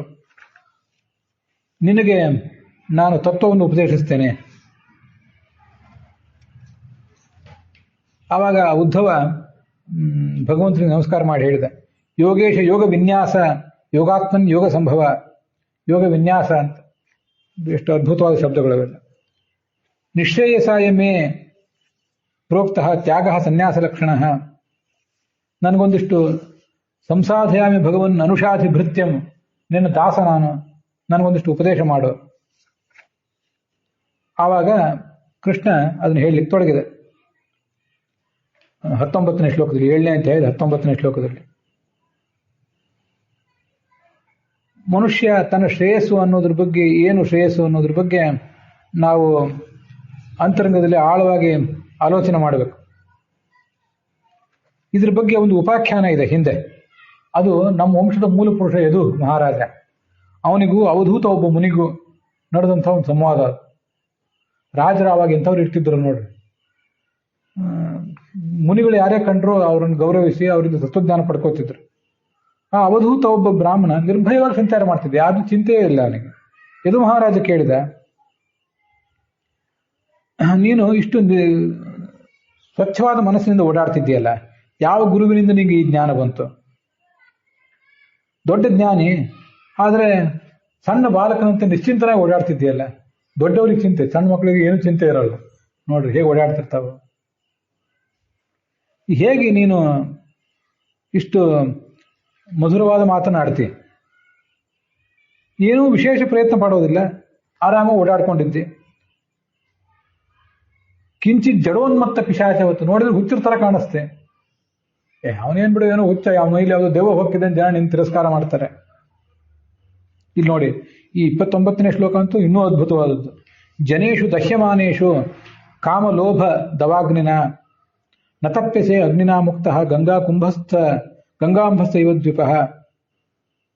ಊರಿಗೆಲ್ಲ ಎಲ್ಲ ಕಡೆ ಬೆಂಕಿ ಹತ್ತಿದ್ರು, ಊರು ಸರಿ ಅದೊಂದು ಸರೋವರ ಇದ್ರೆ ಆ ಸರೋವರದಲ್ಲಿ ಆರಾಮಾಗಿ ಒಂದು ಆನೆ ವಿಹಾರ ಮಾಡ್ತಿರ್ತದೆ. ಎಲ್ಲಿ ಬೆಂಕಿ ಹತ್ತಿದ್ರು, ನದಿಗೇನು ಬೆಂಕಿ ಹತ್ತೋ ಸಾಧ್ಯ ಇಲ್ವಲ್ಲ. ಹಾಗೆ ಜಗತ್ತಿನಲ್ಲಿ ಎಲ್ಲಿ ನೋಡಿದ್ರು ಜನ ಕಾಮ ಲೋಭ ಇದರ ಕಾಡ್ಗಿಚ್ಚು. ಈಗ ಈ ಕಾಡ್ಗಿಚ್ಚಿ ಕೊನೆಯೇ ಇಲ್ಲ. ಎಲ್ಲಿ ನೋಡಿದ್ರು ಕಾಮದ ಲೋಭ, ಕಾಮ ಕ್ರೋಧ ಲೋಭ ಎಲ್ಲನೂ ಇಟ್ಕೋಬಹುದು ನಾವಿಲ್ಲಿ. ಆ ಬೆಂಕಿ ಎಲ್ಲ ಕಡೆ ಹೊತ್ತಿ ಉರಿತಾ ಇದೆ. ಏನು ತಂದು ಆರಿಸೋದಿದೆ, ಯಾವ ಫೈರ್ ಫೈಟರ್ ಬರ್ಬೇಕಿಲ್ಲಿ. ಆದ್ರೆ ನೀನೊಬ್ಬ ಮಾತ್ರ ಆರಾಮಾಗಿ ಏನೋ ತಾಪಕ್ಕೆ ಒಳಗಾಗದೆ ಬದುಕಿದ್ದೀಯಲ್ಲ, ಏನ್ ನಿಂದ ಆಶ್ಚರ್ಯ? ಇಂಥ ಆನಂದ ನಿನಗೆ ಹೇಗೆ ಬಂತು ಅಂತ ಕೇಳಿದಾಗ ಆ ಅವಧೂತ ಹೇಳಿದ ಕಥೆ ಇದು ಮುಂದಿನ. ನೋಡು, ನಾನು ನಮ್ಮ ಗುರುಗಳ ಹತ್ರ ಬೇಕಾಷ್ಟು ಅಧ್ಯಯನ ಮಾಡಿದ್ದೇನೆ. ಯಾವುದೋ ವಿದ್ಯಾಪೀಠದಲ್ಲಿ ಅವನು ಅಧ್ಯಯನ ಮಾಡಿದ್ದಿರಬೇಕು. ಆದರೆ ಜಗತ್ತೊಂದು ದೊಡ್ಡ ಓಪನ್ ಯೂನಿವರ್ಸಿಟಿ. ಇದು ತುಂಬಾ ಅದ್ಭುತವಾದ ಭಾಗ. ಇದು ಮುಂದಿನ ಇದನ್ನು ಕೇಳಬೇಕು. ನಾವು ಜಗತ್ತಿನಲ್ಲಿ ಯಾವ ವಿದ್ಯಾಪೀಠ, ಯಾವ ಗುರುಕುಲ ಅಲ್ಲಿ ಕಲಿಯುವುದಕ್ಕಿಂತ ಸಮಾಜದಿಂದ ಕಲಿಯುವುದು ಹೆಚ್ಚಿಂದು. ನಾವು ಓಪನ್ ಯೂನಿವರ್ಸಿಟಿ ಅಂತ ಕೇಳಿರ್ತೇವೆ. ಅಲ್ಲಲ್ಲಿ ಓಪನ್ ಯೂನಿವರ್ಸಿಟಿ ಅಂದ್ರೆ ಏನು? ಇನ್ನು ಬೇರೆ ರೆಗ್ಯುಲರ್ ಯೂನಿವರ್ಸಿಟಿ ಅಂದ್ರೆ ಏನು ಅಂದ್ರೆ SSLC PUC ಡಿಗ್ರಿ ಇದನ್ನೆಲ್ಲ ಮಾಡಲಿಕ್ಕೆ ಒಂದು ರೆಗ್ಯುಲರ್ ಯೂನಿವರ್ಸಿಟಿ ಇರ್ತದೆ. ನೀವು ಅದನ್ನೆಲ್ಲ ಮಾಡ್ತಾ ಹೋಗ್ಬೇಕಲ್ಲ. SSLC ಮುಗಿಸ್ಬೇಕು, PUC ಮುಗಿಸ್ಬೇಕು, ಡಿಗ್ರಿ ಮಾಡಬೇಕು, ಆವಾಗ ಪೋಸ್ಟ್ ಗ್ರಾಜುಯೇಷನ್ ಮಾಡ್ಬೋದಲ್ಲಿ ಆ ಯೂನಿವರ್ಸಿಟಿಯಲ್ಲಿ. ಓಪನ್ ಯೂನಿವರ್ಸಿಟಿ ಅಂದ್ರೆ ಅದು ಹೇಗಿರ್ತದೆ ಅಂದ್ರೆ, ಇವತ್ತು ಓಪನ್ ಯೂನಿವರ್ಸಿಟಿಗಳು ಅಂತ ಅಲ್ಲಲ್ಲಿ ಎಲ್ಲ ನಮ್ಮ ರಾಜ್ಯದಲ್ಲೂ ಇದ್ದೇವೆ. ಅಲ್ಲಿ ನಿಮಗೆ SSLC PUC ಮಾಡದೆ ಹೋದ್ರೂ ಒಂದು 18-24 ವರ್ಷ ಏನೋ ಆದ್ರೆ ಒಂದಿಷ್ಟು ನಿರ್ದಿಷ್ಟ ವಯಸ್ಸು ಗೊತ್ತು ಮಾಡಿರ್ತಾರೆ ಅವರು. ಆ ಒಂದು ವಯಸ್ಸಿನ ಸರ್ಟಿಫಿಕೇಟ್ ತೋರಿಸಿದ್ರೆ ಸಾಕು, ನೀವು ಓಪನ್ ಯೂನಿವರ್ಸಿಟಿಯಿಂದ ಕೆಲಸ ಮಾಡ್ಬೋದು, ನೀವು ಡಿಗ್ರಿ ಪಡ್ಕೋಬಹುದು. ಆ ಓಪನ್ ಯೂನಿವರ್ಸಿಟಿಯ ಹೋಲಿಕೆ ನಮಗೆ ಈ ಜಗತ್ತಿನಲ್ಲಿದೆ. ವಸ್ತುತಃ ನಾವು ಜಗತ್ತನ್ನು ನೋಡಿ ಕಲಿಯುವುದು ಬಹಳ ಇದೆ. ಶಾಲಾ ಕಾಲೇಜುಗಳಲ್ಲಿ ಕಲಿಯುವುದಕ್ಕಿಂತ ಜಗತ್ತನ್ನು ನೋಡಿ ಕಲಿಯುವುದು ಬಹಳ ಇದೆ. ಇದು ಅದ್ಭುತ. ಕಲಿಯೋದಕ್ಕೆ ನಮಗೆ ಓಪನ್ ಮೈಂಡೆಡ್ನೆಸ್ ಇರಬೇಕಷ್ಟೇ. ನಾ ಎಲ್ಲ ಕಲ್ತಾಗಿ ಇನ್ನೇನು ಯಾರಿಂದ ಕಲಿಬೇಕಾಗಿದೆ ಅಂತ ಭ್ರಾಂತಿ ಇದ್ರೆ ಏನೂ ಬರೋದಿಲ್ಲ. ಅವನಿಗೆ ವಿದ್ಯಾಪೀಠದಲ್ಲೂ ಬರೋದಿಲ್ಲ, ಜಗತ್ತಿನಲ್ಲೂ ಬರೋದಿಲ್ಲ. ಒಂದು ಅದ್ಭುತವಾದ ಶ್ಲೋಕ ಸಂಸ್ಕೃತ ಸಾಹಿತ್ಯದಲ್ಲಿ ಕೇಳಿ ಬರ್ತದೆ. ಆಚಾರ್ಯ ಪಾದಮಾಧತ್ತೆ. ವಿದ್ಯಾ ಅನ್ನೋದೇನಿದೆಯಲ್ಲ, ಇಡೀ ವಿದ್ಯೆಯನ್ನ ಒಂದು ಪೂರ್ಣ ವಿದ್ಯಾ ಅಂತ ವಿಚಾರ ಮಾಡಿದರೆ ಅದರಲ್ಲಿ ನೀವು ಗುರುಕುಲದಲ್ಲಿ ಕಲಿಯುವುದು ಎಷ್ಟು ಅಂದ್ರೆ ಕಾಲ್ಭಾಗ ಮಾತ್ರ. ಪಾದಂ ಶಿಷ್ಯ ಸ್ವಮೇಧಯ. ಗುರು ನಿಮ್ಗೆ ಹೇಳಿಕೊಡೋದು ಕಾಲ್ಭಾಗ ಮಾತ್ರ. ಇನ್ನು ಕಾಲ್ಭಾಗವನ್ನ ನೀವು ನಿಮ್ಮ ಬುದ್ಧಿವಂತಿಕೆಯಿಂದ ಕಲಿಬೇಕಾಗ್ತದೆ. ಪಾದಂ ಸಬ್ರಹ್ಮಚಾರಿಭ್ಯ. ಇನ್ನು ಮೂರನೇ 25% ಇದೆಯಲ್ಲ, ಅದನ್ನ ಸಹಾಧ್ಯಾಯಿಗಳು ಅವ್ರ ಜೊತೆ ಸಮಾಲೋಚನೆ ಮಾಡಿ ಮಾಡಿ ಅವರನ್ನು ತಮ್ಮ ಅಭಿಪ್ರಾಯ ಹೇಳ್ತಾರೆ, ಇವನು ಹೇಳ್ತಾನೆ, ಕಂಬೈನ್ಡ್ ಸ್ಟಡಿ ಇತ್ಯಾದಿಗಳನ್ನು ಮಾಡಿ ಮಾಡಿ ಕಲಿಬೇಕಾಗ್ತದೆ. ಇದು 3 ಭಾಗ. ಅಲ್ಲಿ 75 ಭಾಗ ಆಯ್ತು. ಇನ್ನ 25 ಭಾಗ ಉಳಿದಿದೆಯಲ್ಲ, ಅದು ಹೇಗೆ ಅಂದ್ರೆ ಪಾದಂ ಕಾಲಕ್ರಮೇಣ. ಗುರುಕುಲದ ವಿದ್ಯಾಭ್ಯಾಸ ಮುಗಿಸಿ ಹೊರಗೆ ಬಂದು ಸಮಾಜದ ಜೊತೆ ಬೆರೆತಾಗ, ಅನೇಕ ಜನರನ್ನು ನೋಡಿದಾಗ ಈ ಮಾತಿಗಂತೂ ಬೆಲೆ ಕಟ್ಟುವುದೇ ಸಾಧ್ಯ ಇಲ್ಲ. ನಾವೇ ದೊಡ್ಡ ವಿದ್ವಾಂಸರು, ನಮ್ಮದೇ ದೊಡ್ಡ ಜಾತಿ, ನಮ್ಮದೇ ದೊಡ್ಡ ಗುರುಗಳು ಅಂತ ಅನ್ಕೊಂಡು ಓಡಾಡ್ತಿದ್ದವರಿಗೆ ಜಗತ್ತನ್ನೆಲ್ಲ ನೋಡಿ ಅಲ್ಲಿಲ್ಲೇ ನೋಡಿದಾಗ ಯಾವ್ಯಾವ ಜನ, ಜಾತಿ, ಪಂಥ, ವರ್ಗ, ಲಿಂಗ ಭೇದ ಇಲ್ದೇನೆ ಎಲ್ಲೆಲ್ಲೋ ಯಾರ್ಯಾರೋ ಇರ್ತಿರ್ತಾರೆ. ಸ್ತ್ರೀ ಅಂತ ಗೊತ್ತಿಲ್ಲ, ಪುರುಷ ಅಂತ ಗೊತ್ತಿಲ್ಲ, ಯಾವ ಹುತ್ತದಲ್ಲಿ ಯಾವ ಹಾವು ಇರ್ತದೋ ಗೊತ್ತಿಲ್ಲ. ಅವ್ರನ್ನೆಲ್ಲ ನೋಡಿ ನೋಡಿ ಅವ್ರ ವರ್ತನೆಗಳು ಹೇಗೆ, ಅವರಲ್ಲಿ ಏನು ಅದ್ಭುತವಾದ ಅನುಸಂಧಾನ ಇರ್ತದೆ. ಅವರೆಲ್ಲ ದೊಡ್ಡ ದೊಡ್ಡ ಗುರುಕುಲಗಳಿಗೆ ಹೋಗಿಲ್ದ ಇರಬಹುದು, ಆದ್ರೆ ಹೇಗೆಗೂ ಭಗವಂತನ ಆರಾಧನೆ ಮಾಡ್ತಿರ್ತಾರೆ. ಭಗವಂತ ತನ್ನ ಹೃದಯದಲ್ಲಿ ಅವರಿಗೆ ಸ್ಥಾನ ಕೊಟ್ಟಿರ್ತಾನೆ. ಸ್ತ್ರೀ ಇರಬಹುದು, ಪುರುಷ ಇರಬಹುದು, ಅನೇಕ ಜನರಿಗೆ ಗೊತ್ತಿಲ್ಲದೆ ಇರೋ ವಿಷಯ ಎಲ್ಲ ಅವ್ರಿಗೆ ಗೊತ್ತಿರ್ತಿರ್ತದೆ. ಅನೇಕ ಸಂದರ್ಭಗಳಲ್ಲಿ ಇದನ್ನು ಓದು, ಇದನ್ನು ಮಾಡು ಅಂತ ಹೇಳ್ತಿರ್ತಾರೆ ಅವರು. ಇದು ಕಾಲಕ್ರಮೇಣ. ಅಂಥವನ್ನೆಲ್ಲ ನೋಡಿ ನಾವು ಕಲಿಬೇಕಾದ ಬಹಳ ಇದೆ. ಪಾದಂ ಕಾಲಕ್ರಮೇಣ ಅಂತ ಒಂದು, ಇನ್ನೊಂದು ಶ್ಲೋಕದಲ್ಲಿ ಪಾದಂ ವ್ಯಾಖ್ಯಾನ ಕೌಶಲ. ನೀವು ಗುರುಗಳ ಹತ್ರ ಓದ್ತಾ ಕೂತಿದ್ರಲ್ಲ ಇಷ್ಟು ದಿವಸ, ಓದಿ ಮುಗಿಸಿ ಹೊರಗೆ ಬನ್ರಿ, ಇನ್ನೊಬ್ರಿಗೆ ಪಾಠ ಹೇಳಲಿಕ್ಕೆ ಶುರು ಮಾಡ್ರಿ. ಹೇಳ್ತಾ ಹೇಳ್ತಾ ಹೇಳ್ತಾ ಬೊಗಳಿ ಬೊಗಳಿ ರಾಗ ಅಂತ ತಿರ್ತಾರೆ, ಉಗುಳಿ ಉಗುಳಿ ರೋಗ, ಬೊಗಳಿ ಬೊಗಳಿ ರಾಗ ಅಂತೇಳಿ ಹೇಳಿ ಹೇಳಿ ಹೇಳಿ ವಯಸ್ಸು ಪಕ್ವ ಆದಂತೆ ಅನೇಕ ಅರ್ಥಗಳು, ಅಲ್ಲಿ ಹಿಂದಿನ ವ್ಯಾಖ್ಯಾನಕಾರರು ಯಾರು ಬರೆದಿಟ್ಟು ಇಲ್ಲದೆ ಇರೋ ಅರ್ಥಗಳೆಲ್ಲ ಕಾಲಕ್ರಮೇಣ ನಮ್ಮ ಪಕ್ವತೆಯಿಂದ, ನನಗಂತೂ ಇದು ಬಹಳ ಸ್ಪಷ್ಟವಾಗಿ ಅನುಭವಕ್ಕೆ ಬಂದಿದೆ. ವ್ಯಾಕರಣ ಗೊತ್ತು, ಈ ಶಬ್ದಕ್ಕೆ ಏನರ್ಥ, ಆ ಶಬ್ದಕ್ಕೆ ಏನರ್ಥ, ಕ್ರಿಯಾಪದ ಯಾವುದು, ಕರ್ತೃಪದ ಯಾವುದು, ಕರ್ಮಪದ ಯಾವುದು, ಸಂಧಿ ಸಮಾಸ ಎಲ್ಲ ಅಲ್ಲಿ ಗೊತ್ತಾಗಿತ್ತು. ಆದರೆ ಅನೇಕ ಶ್ಲೋಕಗಳಿಗೆ ಆವಾಗ ತಿಳಿದೇ ಇರುವಂತಹ ಒಂದು ಅಂತರಂಗದ ಅರ್ಥ, ನಾವು ಯಾವುದೋ ಸಮಸ್ಯೆಯಿಂದ ತಳಮಳಿಸ್ತಾ ಇದ್ದಾಗ ಅಲ್ಲಿ ಸಿಕ್ಕೋ ಸಂದೇಶ, ಚಿಕ್ಕವರಿದ್ದಾಗ ಸಿಕ್ತಿರ್ಲಿಲ್ಲ, ದೊಡ್ಡವರಿದ್ದಾಗ ಅದೇ ಶ್ಲೋಕವನ್ನು ಮತ್ತೊಂದ್ಸರಿ ಓದಿದಾಗ ಭಗವದ್ಗೀತೆಯಿಂದ, ಮಹಾಭಾರತದಿಂದ, ರಾಮಾಯಣದಿಂದ, ಭಾಗವತದಿಂದ ಅದು ಸಿಕ್ಕಿದೆ. ಅದು ಇನ್ನೊಬ್ರಿಗೆ ಹೇಳಬೇಕು ಅಂತ ಆವಾಗ ಕಂಡಿದೆ. ಇದು ಕಾಲಕ್ರಮೇಣ ಮನುಷ್ಯ ಪಕ್ವ ಆದಂತೆ ಹೊಳೆಯುವ ಅರ್ಥ, ಇನ್ನೊಬ್ರಿಗೆ ಪಾಠ ಹೇಳಿದಾಗ, ಪ್ರವಚನ ಮಾಡಿದಾಗ ಸಿಗುವಂತಹ ಅರ್ಥ. ಇದು ಬಹಳ ಅದ್ಭುತವಾದದ್ದು. ಅದು ನನಗೆ ಅನೇಕ ಜನ ಗುರುಗಳಿದ್ದಾರೆ ಅಂತ ಇವನು ಹೇಳ್ತಿದ್ದಾನೆ. ಅದು ದೊಡ್ಡ ಆಶ್ಚರ್ಯ. ಯಾರವ್ರ ಗುರುಗಳು, ಅದನ್ನ ಈಗ ನಾವು ಮುಂದೆ ನೋಡ್ಬೇಕಾಗುತ್ತೆ. ಗುರುಗಳು ಅಂತ ಎಲ್ಲಿರ್ತಾರೆ? ನಮ್ಮ ಗುರುಗಳು ಬ್ರಾಹ್ಮಣರೇ ಆಗಿದ್ದು, ಅವ್ರು ನಮ್ಗಿಂತ ದೊಡ್ಡವರೇ ಆಗಿದ್ದು, ಅವರೊಂದು ಉಚ್ಚ ಆಸನದಲ್ಲಿ ಕೂತು ನಾವು ಕೆಳಗೆ ಕೂತು ಅಲ್ಲಿಂದನೇ ಕಲಿಯುವುದಲ್ಲ. ಗುರುಗಳು ಇವತ್ತು ಆ ಗುರುಗಳು ಯಾರ್ಯಾರು ಅಂತ ಅನ್ನೋದ್ರ ಬಗ್ಗೆ ಮಾತ್ರ ಹೇಳ್ತೇನೆ. ನಾಳೆಯಿಂದ 2 ದಿವಸ ಆ ಗುರುಗಳು ಏನೇನು, ಆ ಗುರುಗಳಿಂದ ನಾವೇನು ಕಲಿಯುವುದಿದೆ ಅಂತ ಅನ್ನೋದನ್ನ ನಾನು ಹೇಳ್ತೇನೆ. ಭೂಮಿ, ವಾಯು, ಆಕಾಶ, ಜಲ, ಅಗ್ನಿ, ಚಂದ್ರ, ಸೂರ್ಯ, ಪಾರಿವಾಳ, ಹೆಬ್ಬಾವು, ಸಮುದ್ರ, ಪತಂಗ, ಜೇನುನೊಣ, ಆನೆ, ಜೇನು ತೆಗೆಯುವ ವ್ಯಕ್ತಿ, ಮತ್ತೆ ಮೀನು, ಪಿಂಗಳ, ಕುರುವ ಪಕ್ಷಿ, ಮಗು, ಒಬ್ಬಳು ಮದುವೆ ಆಗದೇ ಇರುವ ಹುಡುಗಿ, ಬಾಣ ತಯಾರು ಮಾಡುವ ವ್ಯಕ್ತಿ, ಸರ್ಪ, ಜೇಡರ ಹುಳ, ಕಣಜದ ಹುಳ, ಮತ್ತೆ ಕೊನೆಯದಾಗಿ ನಮ್ಮ ದೇಹ, ನಮ್ಮದೇ ವ್ಯಕ್ತಿತ್ವ. ಇದು 25ನೇ ಗುರು. ಇಷ್ಟು 25 ಜನ ಗುರುಗಳಿದ್ದಾರೆ. 12 ವರ್ಷ ಸಿಗದೇ ಇರುವ ಶಿಕ್ಷಣ ಇವರಿಂದ ಸಿಗ್ತದೆ ಕಲ್ತ್ರೆ. ಅದನ್ನು ನಾಳೆ ಹೇಳ್ತೇನೆ. ಒಂದು ಸಂಗತಿ ಹೇಳ್ತೇನೆ. ಒಬ್ಬ ರಾಜ, ಆ ಹೆಸರು ನಂಗೆ ನೆನಪಿಲ್ಲ ಈಗ, ಅದೆಲ್ಲೋ ಇಂಗ್ಲೆಂಡ್ನಲ್ಲೋ ಅಥವಾ ನಮ್ಮ ದೇಶದಲ್ಲೋ ಇದ್ದಿರ್ಬೋದು, ಹೋಗಿದ್ದು ಶತ್ರುಗಳಿಂದ ಹೋಗಿದ್ನಂತೆ. ಶತ್ರುಗಳಿಂದ ತೊಗೊಂಡೋಗಿ ಬಂದಿಖಾನೆಯಲ್ಲಿ ಹಾಕಿದ್ರು. ಅವನು ಏನ್ ಮಾಡ್ಬೇಕು, ನಮ್ಮ ಸಾಮ್ರಾಜ್ಯ ಮತ್ತೆ ಗೆಲ್ಲಬೇಕಲ್ಲ, ನೋಡಿದ, ಅಲ್ಲಿ ನೋಡ್ತಾ ಕೂತಿದ್ದ. ಒಂದು ಜೇಡರ ಹುಳ, ಇಲ್ಲಿ ಜೇಡರ ಹುಳ ಅಂತ ಬಂದಿದೆ ಇಲ್ಲಿ, ಅದನ್ನ ಮುಂದೆ ನೋಡೋಣ. ಆ ಜೇಡರ ಹುಳ ಒಂದು ಬಲೆ ಕಟ್ಟಿತ್ತ, ಅದು ವಿಫಲ ಆಯ್ತು. ಮತ್ತೆ ಕಟ್ಟಿತ್ತು, ಬಿಡಲೇ ಇಲ್ಲ ಅದು. ಎಷ್ಟು ಸರಿ ಅದಕ್ಕೆ ವಿಘ್ನ ಬಂದ್ರು ಮತ್ತೆ ಬಲೆ ಕಟ್ಟಿ ಅದು ಸಫಲ ಆಯ್ತು. ಹೀಗೆ ನಾನು ಬಿಡಬಾರದು ಅಂತ ಆಲೋಚನೆ ಮಾಡಿ ಏನೇನೋ ಉಪಾಯ ಮಾಡಿ ಬಂದಿಖಾನೆಯಿಂದ ಹೊರಗೆ ಬಂದು ತಮ್ಮ ಸಾಮ್ರಾಜ್ಯ ಗಳಿಸಿದ ಅಂತ ಅವನ ಬಗ್ಗೆ ಒಂದು ಕಥೆ ಬರ್ತದೆ. ಯಾವ ರಾಜ ನಿಮ್ಗೆ ನೆನಪಿಲ್ಲ, ನೋಡಿದ್ರೆ ಸಿಗ್ತದೆ, ಅಂತರ್ಜಾಲವನ್ನು ಹುಡುಕಾಡಿದ್ರೆ ತಡಕಾಡಿದ್ರೆ ಸಿಕ್ಕಿತ್ತು. ಹೀಗೆ ಪ್ರಾಣಿಗಳಿಂದಲೂ ಮನುಷ್ಯ ಕಲಿಬೇಕಾದಿರ್ತದೆ, ಮನುಷ್ಯನಿಂದಂತೂ ಕಲಿಬೇಕಾದ್ದು ಬಹಳ ಇರ್ತದೆ. ಯಾವ ಮನುಷ್ಯನೂ ಜಗತ್ತನ್ನು ಪರಿಪೂರ್ಣ ಅಲ್ಲದೆ ಇರ್ಬೋದು, ಯಾವ ಜಾತಿ, ಯಾವ ಜನಾಂಗ, ಯಾವ ಗಂಡು ಹೆಣ್ಣು ಯಾರೂ ಪರಿಪೂರ್ಣ ಅಲ್ಲದೆ ಇರ್ಬೋದು. ಆದರೆ ಅವರಿಂದ ಕಲಿಬೇಕಾದ ನಾವು ತುಂಬಾ ಇರ್ತದೆ. ಅದಕ್ಕಾಗಿ ಮಹಾಭಾರತ ಉಪನಿಷತ್ತುಗಳನ್ನೆಲ್ಲ ಗಮನಿಸಿದ್ರೆ ಅನೇಕ ಸರಿ ನಾನು ಇದನ್ನು ಹಿಂದೆ ಹೇಳಿದ್ದೇನೆ. ಬ್ರಾಹ್ಮಣ ಗುರುವಿನಿಂದ ಕಲಿತಿದ್ರಲ್ಲ, ಇಲ್ಲ ಅಂತಲ್ಲ. ಪ್ರಸಂಗ ಬಂದ್ರೆ ಕ್ಷತ್ರಿಯರಿಂದ ಕಲಿತಿದ್ರು, ಬ್ರಾಹ್ಮಣರಿಂದಂತೂ ಕಲಿತಿದ್ರು. ಕ್ಷತ್ರಿಯರ ಹತ್ರ ಹೋಗಿ ಸಂಕೋಚ ಇಲ್ಲದೆ ಗುರು ನಿಂದು ಕಲಿಬೇಕಾಗಿದೆ, ಹೇಳು, ಪಾಠ ಹೇಳುವಂತಿದ್ರು. ಇದೆಲ್ಲ ಉಪನಿಷತ್ತುಗಳಲ್ಲಿ ಬಂದಿದೆ. ವೈಶ್ಯರು, ವ್ಯಾಪಾರ ಮಾಡುವರು, ಅವರಿಂದ ಕಲಿತಿದ್ರು. ಮಹಾಭಾರತದಲ್ಲಿ ತುಲಾಧಾರ ಅಂತ ಒಬ್ಬ ವೈಶ್ಯ, ತುಲಾ ಅಂದ್ರೆ ತಕಡೆ ಹಿಡಿದು ಕೆಲಸ ಮಾಡುವ ವೈಶ್ಯ, ಅವನ ಹತ್ರ ಹೋಗಿ ಒಂದು ಬ್ರಾಹ್ಮಣ ಕಲಿತ ಅಂತಿದೆ. ಅದಕ್ಕೇನು ಸಂಕೋಚ ಮಾಡ್ತಿರ್ಲಿಲ್ಲ ಅವರು. ಜಾತಿ ಯಾಕೆ ಇತ್ತು ಅಂದ್ರೆ ಸಮಾಜದಲ್ಲಿ ಉದ್ಯೋಗ ಸ್ಥಿರವಾಗಿರ್ಲಿ, ಸಮಾಜ ಸ್ಥಿರವಾಗಿ ಮುನ್ನಡೀಲಿ, ಯಾವ ಕೆಲಸಕ್ಕೂ ಕೊರತೆ ಬೀಳೋದು ಬೇಡ ಅಂತ ಜಾತಿ ಇತ್ತಷ್ಟೇ ಹೊರತು ಜಾತಿಯನ್ನು ಉಪಯೋಗ ಮಾಡಿ ಅವಾಗ ಅವ್ರು ಪಾಲಿಟಿಕ್ಸ್ ಮಾಡ್ತಿರ್ಲಿಲ್ಲ. ಅವ್ರ ತಲೆಯಲ್ಲಿ ತುಂಬಲಿಕ್ಕೆ ರಾಜಕಾರಣಿಗಳಿರ್ಲಿಲ್ಲ, ನೀಚರಾದ ಮಠಾಧೀಶರು, ನೀಚರಾದ ರಾಜಕಾರಣಿಗಳು ಅವಾಗಿರ್ಲಿಲ್ಲ. ಎಲ್ಲರೂ ಶುದ್ಧವಾದ ಬುದ್ಧಿ ಇದ್ದವರಿದ್ರು. ಜಾತಿ ಅವ್ರನ್ನ ಹಾಳು ಮಾಡಿರ್ಲಿಲ್ಲ. ಈಗ ಎಲ್ಲ ಹಾಳಾಗಿ ಹೋಗಿದೆ ಅಷ್ಟೆ. ಆದ್ರಿಂದ ಅವರು ಆ ಥರ ಎಲ್ಲರಿಂದೂ ಕಲಿತಿದ್ರು. ಕೊನೆಯದಂತೂ ಅತ್ಯದ್ಭುತ, ಅವನೊಬ್ಬ ಬ್ರಾಹ್ಮಣ ಭಾರಿ ಸಿದ್ಧಿ ಗಳಿಸಿಬಿಟ್ಟಿದ್ದ. ಈ ತಪಸ್ಸು ಮಾಡ್ತಾ ಕೂತವನಿಗೆ ಆಕಾಶದಿಂದ ಮೇಲೆ ಗಿಡದಿಂದ ಒಂದು ಹಿಕ್ಕಿ ಹಾಕಿದ ಅವನ ಮೇಲೆ. ಸಿಟ್ಟು ಒಂದು ಕಣ್ಣು ಕೆಕ್ಕರಿಸಿ ನೋಡಿದರೆ ಆ ಹಕ್ಕಿ ಸುಟ್ಟು ಬೂದಿ ಆಗೋಯ್ತು. ಅಷ್ಟು ಎಂಥ ತಪಶಕ್ತಿ ನಂದು ಅಂತ ಬೀಗಿದೆ.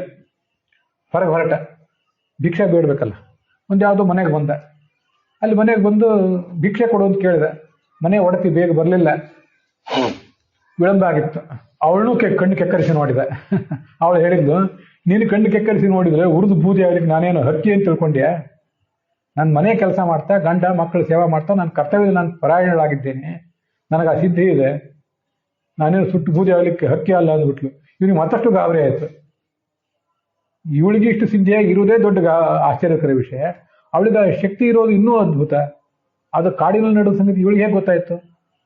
ಅದಕ್ಕೆ ಹೇಳಿದ, ನಾನೇನು ಹೇಳಲ್ಲ, ನಿನ್ಗೆ ಬುದ್ಧಿ ಹೇಳಬೇಕಾದವ್ರು ಬೇರೆ ಇದ್ದಾನೆ, ಇಂಥ ಊರಿಗೆ ಹೋಗು, ಅಲ್ಲೊಬ್ಬ ಚಾಂಡಾಲ ಇದ್ದಾನೆ, ಮಾಂಸ ಮಾರುವವನು ಬ್ರಾಹ್ಮಣ, ಅವನ ಅಂಗಡಿಗೆ ಹೋಗಿ ಅವನಿಂದ ಬುದ್ಧಿ ಕಲ್ತ ಅಂತ.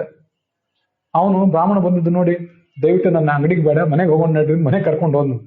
ಮಹಾಭಾರತದ ಇದೇ ಕಥಾ. ಅವನಿಗೆ ಧರ್ಮ ವ್ಯಾಧ ಅಂತಾರೆ. ಅವನಿಂದ ಬುದ್ಧಿ ಕಲಿತ ಅಂತ ಮಹಾಭಾರತದಿಂದ ದಾಖಲೆ ಮಾಡಿದೆ. ಜಾತಿ ಪದ್ಧತಿ ಆ ಕಡೆ ಇಲ್ಲೇ, ಆದರೆ ಹೇಗೆ ಜ್ಞಾನಕ್ಕೆ ಮಹತ್ವ ಕೊಡ್ತಿದ್ರು ಎಲ್ಲರೂ, ಜ್ಞಾನ ಎಲ್ಲಿದೆಯೋ ಅವ್ರನ್ನ ಹೇಗೆ ಎತ್ತಿ ಹಿಡಿತಿದ್ರು ಅನ್ನೋದಕ್ಕೆ ಮಹಾಭಾರತ ದಾಖಲೆ ಕೊಟ್ಟಿದೆ. ಇದೇ ಭಾಗವತ ಇಲ್ಲ, ಸೂತ ಪುರಾಣಕ್ಕೆ ಹೇಳಿದ ಕಥೆ ಇದು. ಸೂತ ಅಂದ್ರೆ ರಥ ಹೊಡೆಯೋ ಜಾತಿಯವರು. ಅವನಿಗೆ ಅವನನ್ನು ಮೇಲೆ ಇಟ್ಟು ಇವರೆಲ್ಲ ಉಳಿದು ಬ್ರಾಹ್ಮಣರೆಲ್ಲ ಕೆಳಗೆ ಕೂತು ಪುರಾಣ ಕೇಳಿದ್ರು.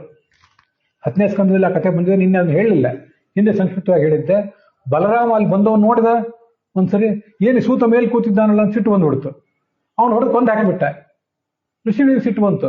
ಆ ಸೂತ ಪುರಾಣಿಕ ದೊಡ್ಡ ಜ್ಞಾನಿ, ಅವನನ್ನು ನಾವು ಮೇಲೆ ಕೂಡಿಸಿದ್ವಿ, ನೀನು ತಪ್ಪು ಮಾಡಿದೆ, ನೀನು ಕೃಷ್ಣನ ಅಣ್ಣ ಆದ್ರೇನು, ನಡಿ ಹೋಗಿ ತೀರ್ಥಯಾತ್ರೆ ಮಾಡುವ, ಪ್ರಾಯಶ್ಚಿತ್ತ ಮಾಡ್ಕೊಂತ ಬಲರಾಮನಿಗೆ ಪ್ರಾಯಶ್ಚಿತ್ತ ಮಾಡಿಸಿದ್ರು ಋಷಿಗಳೆಲ್ಲ ಹಿಡಿದು. ಬಲರಾಮ ದೊಡ್ಡ ರಾಜಕಾರಣಿ, ಅವನಿಗೆ ನಾವೇನು ಮಾಡೋದು ಅಂತ ಋಷಿಗಳು ಹೆದರ್ಲಿಲ್ಲ. ಬಲರಾಮನಿಗೆ ತಾಕೀತು ಮಾಡಿ ತೀರ್ಥಯಾತ್ರೆ ಮಾಡಿ ಬಾ, ರಾಕ್ಷಸರು ಕೆಲವರು ಕೆಟ್ಟವರಿದ್ದಾರೆ, ಅವನ್ನೆಲ್ಲ ಸಂಹಾರ ಮಾಡಿ ಪವಿತ್ರೀಕೃತನಾಗಿ ಬಾ ಅಂತ ಕರೆದರು. ಹೋಗ್ಲಿ, ಸೂತ ಪುರಾಣಿಕ ಸತ್ನಲ್ಲ, ಇನ್ಯಾರು ಬ್ರಾಹ್ಮಣ ಹತ್ರ ಪುರಾಣ ಕೇಳೋಣ ಅಂತ ಬ್ರಾಹ್ಮಣರನ್ನು ಕರೀಲಿಲ್ಲ ಮತ್ತವರು. ಆ ಸೂತ ಪುರಾಣಿಕನ ಮಗನೇ ಸೌತಿ ಅಂತ ಅವನಿಗೆ ಹೆಸರು. ಅವನು ಮುಂದೆ ಪುರಾಣ ಹೇಳಿಕ್ಕೆ ಶುರು ಮಾಡಿದ. ಇದು ಜ್ಞಾನಕ್ಕೆ ಆವಾಗ ಕೊಟ್ಟ ಬೆಲೆ. ಜಗತ್ತಿನಲ್ಲಿ ಯಾರಿಂದಾದ್ರೂ ಏನನ್ನಾದ್ರೂ ಕಲಿಬೇಕು ಅಂತ ನಮ್ಗೆ ಶಾಸ್ತ್ರ ಕಲಿಸಿಕೊಟ್ಟಿದೆ. ಅದನ್ನು 25 ಗುರುಗಳ ಬಗ್ಗೆ ಯಥೋಚಿತವಾಗಿ ನಾಳೆ ಮತ್ತು ನಾಡ್ದು ನಾವು ನೋಡೋಣ. ಅಲ್ಲಿಗೆ ಇವತ್ತಿನ ಈ ಭಾಗ ಸಮಾಪ್ತ ಆಗಿದೆ. ಹುಸಿಯ ನಾಡಿ ಹೊಟ್ಟೆ ಹೊರೆವು, ವಿಷಯದಲ್ಲಿ ರಸಿಕನೆಂದು ಹುಸಿಗೆ ಹಾಕಿದಿರುವ ಇನ್ನು ಶ್ರೀಕೇಶನೇ, ಈಶ ನಿನ್ನ ಚರಣ ಭಜನೆ ಆಸೆಯಿಂದ ಮಾಡುವೆ, ದೋಷ ರಾಶಿ ನಾಶ ಮಾಡು ಶ್ರೀಶಕೇಶವ. ಶ್ರೀಕೃಷ್ಣಾರ್ಪಣ ಮಸ್ತು.